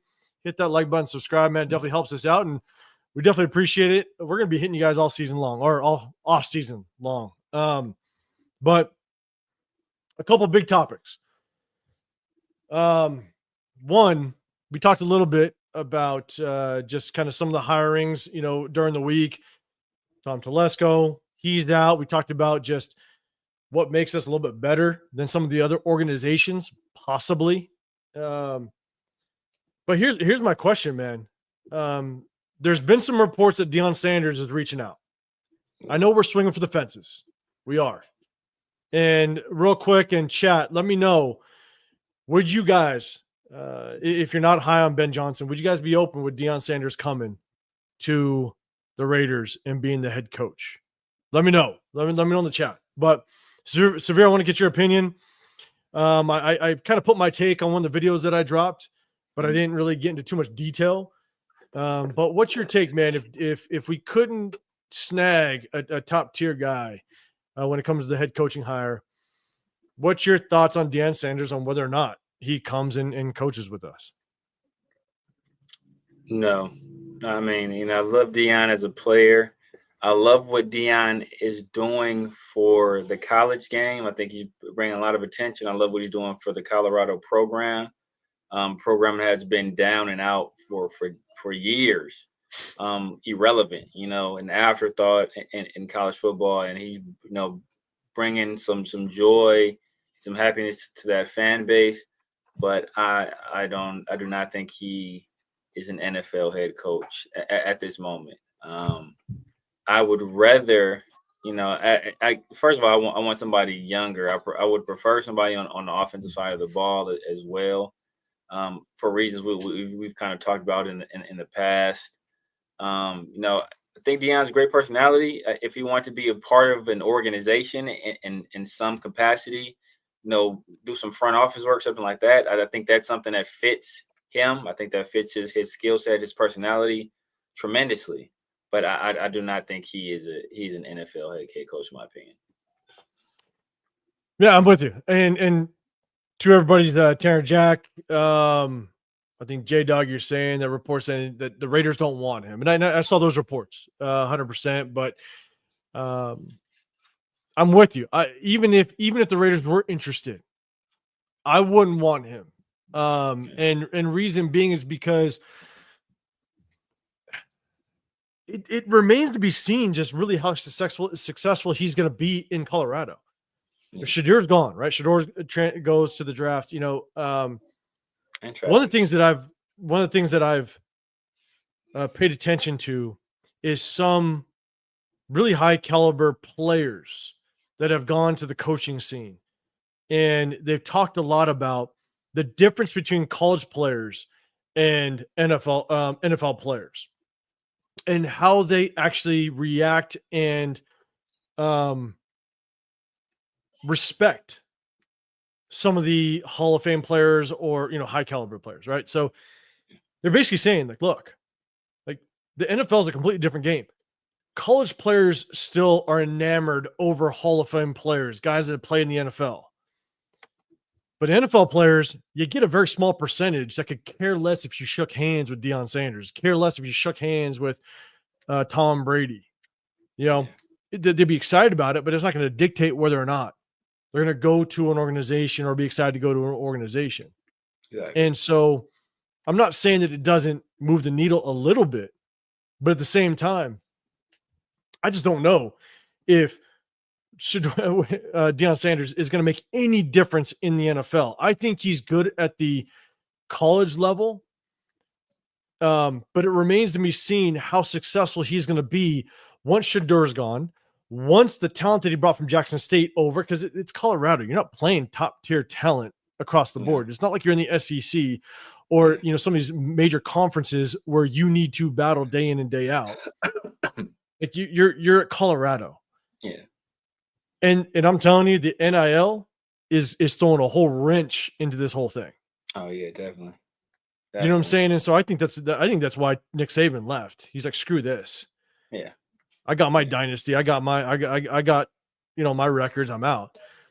But I don't see Deion Sanders at this point being able to come to an NFL team and turn it around in our situation. And so for me, I wouldn't want to see him as our head coach at all. I don't like Shadur Sanders as a quarterback. I don't want to bring him in. And so I know that's a pair that comes in. So it's good to see. It's good to see that the Raiders have kind of come out and said, look, we're not interested. That's the reports were Deion reached out to the Raiders. The Raiders did not reach out to Deion. So that's good. And kind of based on some of the comments here, I'm saying, Tad, you're saying Deion's perfect for the NCAA. Yeah, exactly. Poppy, what's up, man? I appreciate you rolling through. You're saying everyone's over Deion. Is anyone over Space Deion? Beast. Anyone over Deion. I'm with you, man. I heard Raiders are out on Deion. Yeah, man. I think so. Michael and Bill, I appreciate you non Deion. Yeah. Looks like that's pretty much the overall consensus. You know what I'm saying? SoCal, man, I appreciate you pulling through. Appreciate you rolling up, man, on this Sunday night. Let's go. Let's see. Yeah. So Scott Hay, Prime's a recruiter, not a coach. Yeah. And his Hall of Fame status will 100% recruit kids. Oh, for sure. And kids will look up to him like crazy because he's got connections. Yeah, he's got the connections, and he's going. There's people going to be coming to the practices and coming to the facilities. They're going to be enamored about, but that's because they're still trying to reach. They're still trying to reach the NFL. No, facts. Deion is a recruiter, and he's a CEO type, right? He's not an X's and O's guy. He's a leader of men. Get it, hey, I'm gonna put you here, put you there, make it all work type of guy. I'm gonna accumulate talent, give you the talent, let you know what I want you to do with it, and I'm gonna let you do it, and I'm gonna let you coach it. That's what he does. Yeah. In the NFL, that can work, but for us specifically, we need somebody that's a little bit more hands-on. J Dog, damn, you have beers on tap. I got a little fridge underneath me. Okay, so I'm well prepared for these lives, man. I hope you guys come well prepared as well. When you're a Raiders fan, you got to just carry it. You gotta have like a portable tap with you. Just pour up wherever. That's what's up, man. But yeah, I come prepared. All right. Michael, what's up, man? Appreciate you popping through. And so here's the thing, right? We talked about Deion, and I think that's kind of come and gone, which is good. Here's one topic. We didn't talk about this in our previous live on Wednesday, is because of where we stand right now. What's your thoughts on trading players? And the hot topic is Maxx Crosby. Yeah. I don't know. I know you do your shows with Pharaoh and everything, and I don't know if this topic has ever come up, if you guys have been able to talk about it a little bit. Not really. Chat, let us know, and I'll do my best to kind of bring you guys up. Maxx Crosby, it's a tough one. I think he's 6 years in, right? He's still young, man. He's got plenty of time, but he's in his prime right now. With the new regime, and this is a complete rebuild. Like, we're flipping the script right now. What's your thoughts on trading Maxx Crosby? Obviously, we'd have to get massive load for him, right? We got to make sure that we get a bunch of draft picks, all that stuff. What's your thoughts on Maxx Crosby, man? Would you move on from him? And if you would, What type of draft capital are you looking at in order to potentially to do that?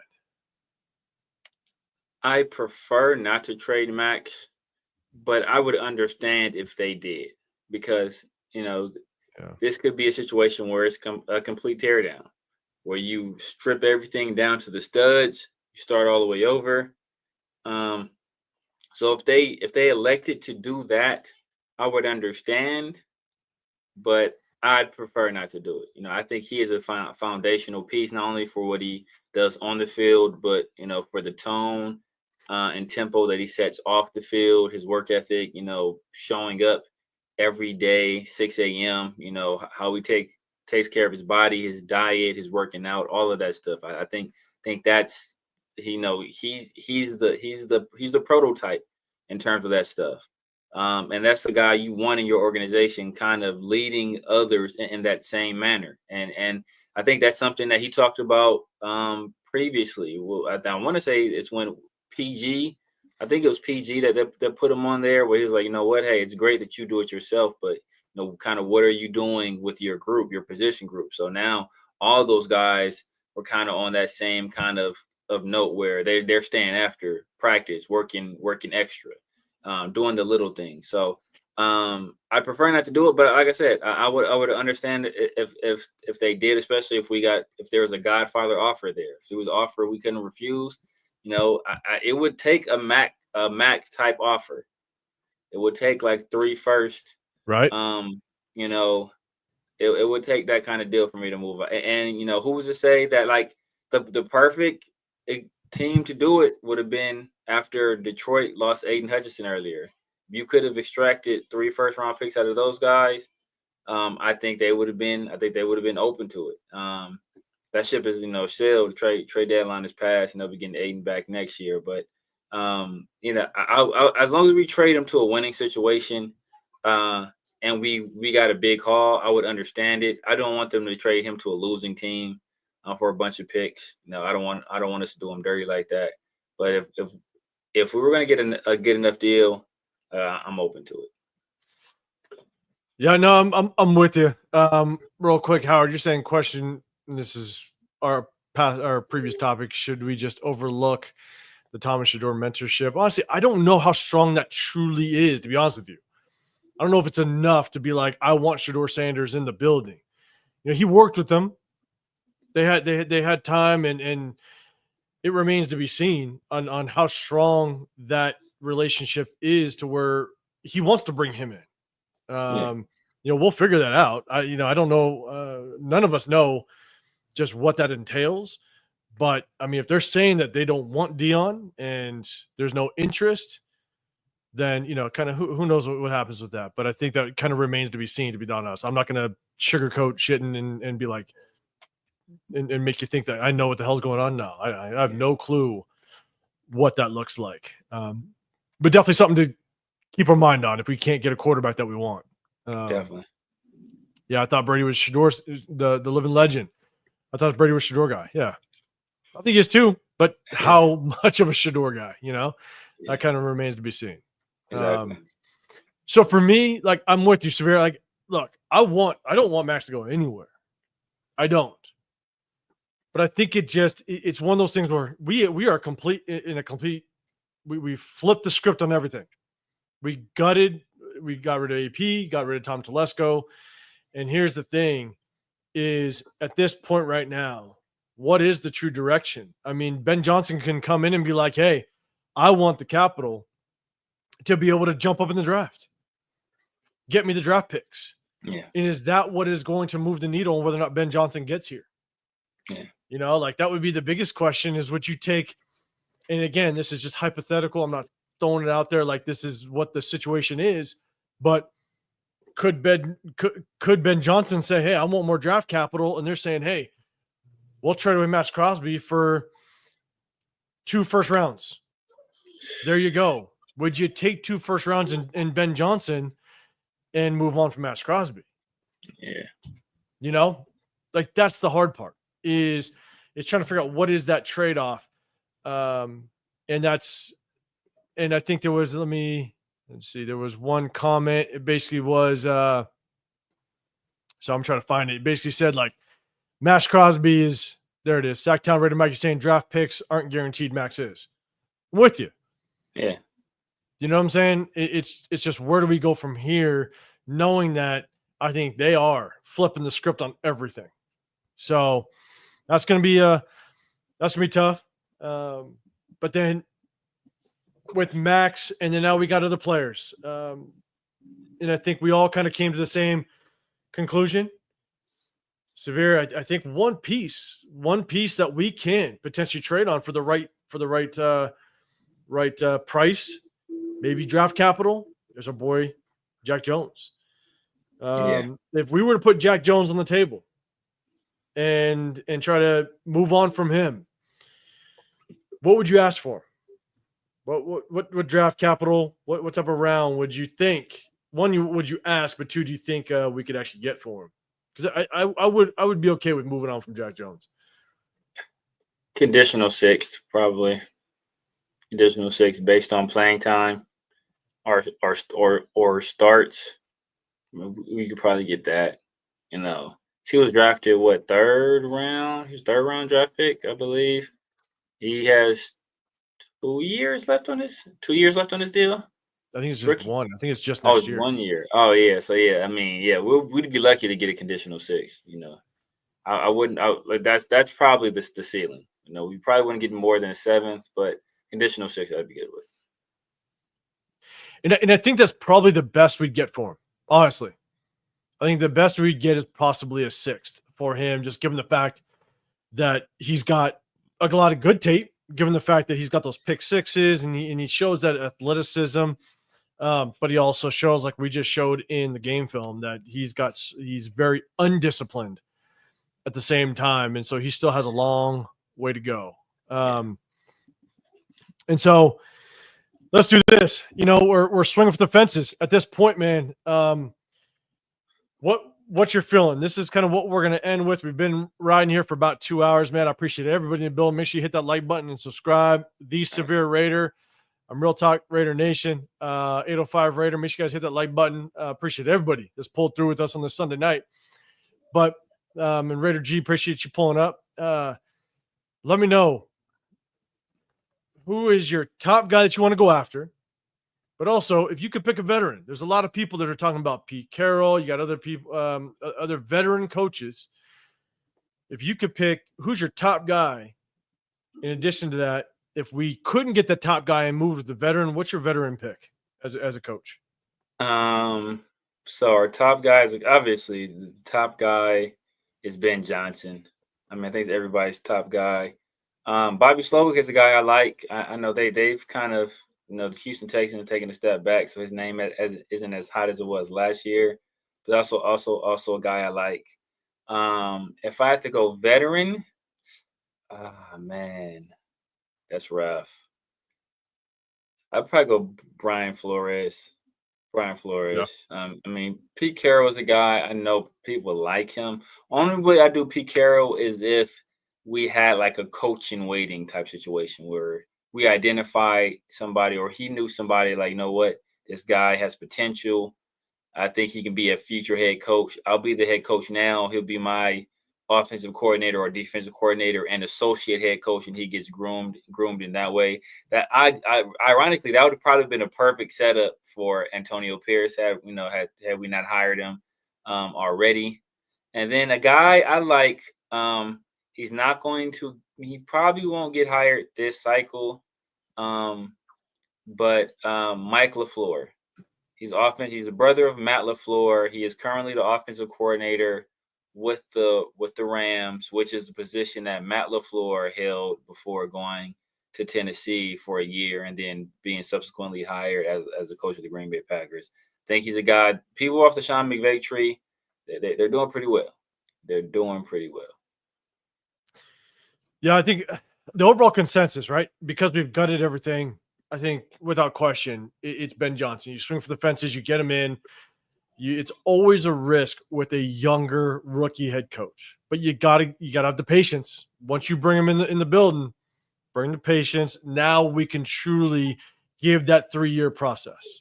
I think, and I hope the Raider fan base truly gives that 3-year process. If we went with veteran, I do like Brian Flores. I wouldn't be. I think Pete Carroll's tough only because I think it's such a temporary fix. If anything, he might be able to get us to a playoff, or maybe you get us to a 500 record. But then next thing you know, we're flipping the script and we're finding a new head coach because he's 76 years old. You know what I'm saying? Like he's old. I'd hate to see us invest 3 more years into something that we're gonna move on from very, very soon. Yeah. So there's definitely an expiration date on if he, fortunately, it's if he coaches 5 years, he's 78 years old. Like, come on now. Yeah, exactly. Like that he's basically he's basically trying to find his exit plan before he even enters the building, which is so tough to come to terms with. The one guy that, again, it's kind of shot in the dark, but I'd be interested in what Steve Spagnuolo brings to the table. We got to beat Andy Reid. And if anybody knows Andy Reid better than anybody, it's going to be him sitting in the building with him for 5 years. Yeah. He's got all the experience in the world. Yeah, he had a tough stint with the Rams, but that was 11 years ago. 11 now? No, I think it was around 11 years ago. Like, you've learned a lot. And again, that's only, and again, Steve Spagnuolo wouldn't be my first, second, or third choice, but if we're just talking veteran coach, I'd be willing to take a shot because of the experience he brings to the table. And again, if we got to beat somebody, our asses need to beat Andy Reid, and I feel like he would have somewhat of a recipe to beat Andy Reid because he understands him. Yeah. So that would just be my choice as to who I would take a shot on. And again, knowing Steve Spagnuolo, he's also old as well. I think he's 66. You might only get 5-7 years out of him. But I think we both agree you swing for the fences with Ben Johnson, because that's the only way. I think if you could get Ben Johnson and you can marry him with a quarterback and start that process of building just building a culture, building something we can kind of wrap our heads around. Because one of the things with Ben Johnson and his ability to call plays, he's find success with not a mobile quarterback. Exactly. You know what I'm saying? Like, Jared Goff is not a mobile quarterback. He's not Lamar Jackson, where you can call a play and Lamar Jackson's gonna be able to bail you out a little bit. He's calling plays with Jared Goff that you got to make sure that play is right or it ain't working. And so I'll take it. And what I've done, though, and we've talked about this in the past, what I've done is I went back and actually looked at Ben Johnson in his press conferences because I wanted to see what type of demeanor he has. I want to see, can he, and by no means does this mean that he can be. I'm just saying I look at the demeanor of coaches. I look at how they present themselves. They command a room. Obviously, you're working under Dan Campbell, so you can kind of push your way around a room with Dan Campbell if you can hold yourself in that coach's room. But I've watched his pressers. I've watched probably about a dozen of his pressers just to see what is his demeanor right. What is his demeanor like? And can he command a room? You know what I'm saying? Like, can he come in and be that head coach? Because that's the one big issue that I had with Mike McDaniels over at the Dolphins. Yeah. I struggle with when shit gets rough, when time gets rough, can he be the guy that leads the ship? And I just don't think he's got that right now. I think it's all starting to fall apart because I think Mike McDaniel can call a good offense. He can pull an offense together, but can he get these high-paid players to rally around him with his demeanor? And I think that's where he's kind of falling apart right now a little bit. So again, I just look back at some of the pressers and I think Mike, Doug Johnson has the demeanor to potentially command that room in that locker room. And so again, just a guess on my point. Some of the things that I kind of look out. And Tyler A., you're saying, what about Todd Monken? Yeah, Todd Monken could be a potential candidate. I wouldn't be opposed to it if our top guys don't come through. Severe, what's your thoughts on Tom Monken? He is. I don't know how old he is. I think he's a little bit on the older side. I know. I think this is his first foray into the NFL as a coordinator. I believe. I know he was with Georgia. And what he's doing over there is very impressive.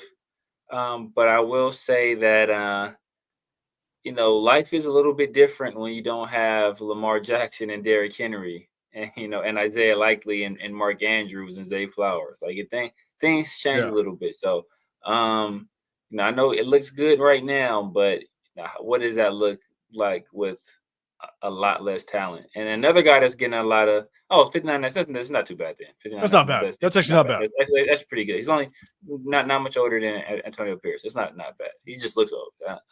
I know another guy that's getting a lot of looks is Joe Brady with the Bills. I know he kind of failed. I know he was offensive coordinator in Carolina when the guy came from college. I forget his name, but he kind of failed there. But now he's getting a second shot with the Bills, and I think he's getting some interviews, or people are looking into him as offensive coordinator as well. But yeah, I mean, like I said, Tom Monken, I wouldn't hate it, but what does that offense look like when you don't have the best player or possibly the best player on the planet under center? Yeah, and that's a big thing to kind of take into consideration. Right, while you're saying there's a report. Well, actually, before I get to this one, Love and Legend, I appreciate the comments. Great content on this channel, guys. Good discussion and not a lot of yelling and screaming and being emotional. Appreciate that, unless we watch our game film with Tyree Wilson. But yeah, I appreciate that. Appreciate you 100%. Exactly. Tyree is just Tyree's what? But Raider High saying there's a report that Ben Johnson's introvert and closes the door to his offensive game plan. How will he do when he's not afforded that luxury? That remains to be seen. It's definitely something to kind of take into consideration if those reports are true, that he is kind of closed door. It's hard to know, honestly. He's had so much success with that Lions offense, that it's really hard to determine whether or not he have success here. Now, I will say that if you're going to open the door to somebody, Tom Brady's probably a good person to open that door to and get some suggestions from and stuff like that. But I will say that if his ego's that big, then he ain't getting this job. Yeah. That's all I got to say. And so it might be a closed door on him if his ego is that big. But Severe, what's your thoughts on that?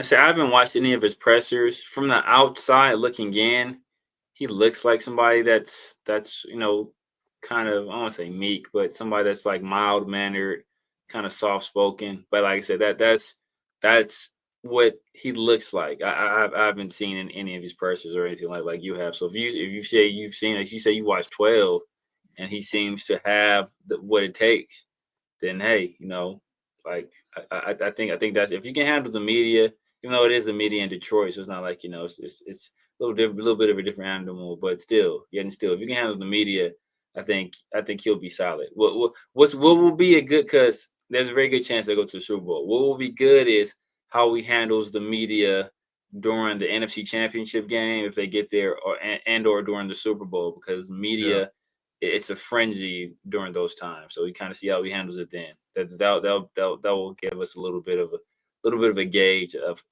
how he might be able to interact with the team. Yeah, and going back, I did watch like 12 of his pressers, and he looks like he engages very well with the press. Could be very different behind closed doors. So just don't know. Howard, appreciated you saying what happened to Michael Mayer this season and him missing all the games. Never heard of what's up. Just his mental health, and he had to just kind of get his stuff squared away. Apparently, it was an issue in Notre Dame, or something that was known when he was at Notre Dame, and so he had to just get his health right. And so, hopefully he's dealt with that, and we don't see it again. We'll see what happens. Steve, you're saying Joe Brady. Joe Brady is an option. I don't hear his name in the cycle, but I think he's just kind of young with that Bills offense. Yeah. and it'll remain to be seen. I'm telling you, if he has success this year, which he's having it, and next year he'll be that hot name moving forward. Yeah. Without question. And so, but man, hey, Zavir, appreciate you coming on with me, man. I think we've been on here for over 2 hours. Yeah. We're gonna continue. We're gonna continue to hit you guys in this off season. We did one last game film. We're missing our guy Chris, Protect Show podcast. Man, he's definitely gonna link up with us again later. But make sure you guys hit that notification bell. Hit that notification bell wherever you're at, because we're gonna hit you guys with all the news going in the off season. We're gonna hit you guys with some game film on college prospects, as well as maybe some free agents, some guys that we want to pick up. We pick up the game film, the all 22, and we'll break it down. Maybe there is a corner or edge rusher or receiver that we want to take a shot at in free agency. We're going to break it down. So we're definitely going to hit you guys with it. But I appreciate you guys coming up with us on a Sunday night. I know it's a little late, especially anybody that's checking in on the East Coast. But make sure you guys hit that like button on your way out. I got the Severe Raider rolling with me. I'm 805 Raider, Real Talk, Raider Nation. Again, I know it's late, but I appreciate you guys popping in with me. All the regulars too. I appreciate you guys. Raider Ray, all you guys, Raider Pete. I want to say what's up. Reese Rock, you'll roll with us as well. LS, Cool Kev. I can say what's up to all you guys, but we'll probably rock with you guys. We'll keep you guys from the hour or so. But I want to say what's up to everybody. Appreciate all you guys that have been showing love throughout this entire season, especially with our game film. Can't say what appreciate it more, but we're gonna keep rocking. Make sure you guys hit that notification bell. Severe, let everybody know kind of what they can expect from you in this off season. Just the shows. I know you go live with some other guys. Let them know real quick. Yeah, man. So we got it every Tuesday night. Me and Pharaoh do the 50-50 show. Of course, we do the film breakdowns over here. The Raider War Room, me. So that's the Severe Raider 805 and Chris for Protect the Shield. Around the Shield, we're probably going to take a little hiatus from it during the off season, unless something major happens. Then, but look for us to kind of reconvene around the combine around that time. But for now, man, just really the 50-50 show. I'll probably replace that Thursday show with something else. Highlight some people to kind of fill that slot. Pause if necessary, but until then, doing our you catch me Tuesdays, man, the 50-50 show, and hey, look forward to some film. As we said, man, if you guys have some prospects you want us to look at, let us know. I saw somebody say Will Howard. I know that is a QB a lot of people like. I saw some Jackson Dart stuff earlier in the chat as well. That's a guy I've been high on for a while as also. So we'll take a look at that stuff, man. So send us some suggestions, man, in the comments. Make sure you get over to my guy, 805. If you're on my channel, get over there. Make sure you like the video on his channel and subscribe as well. And then our brother that's not here right now, Chris, make sure you get over to his channel. Make sure you support his channel, subscribe over there, and make sure you check out some of this stuff also. Yeah, man. 100%. I'll let you say Curtis work, man.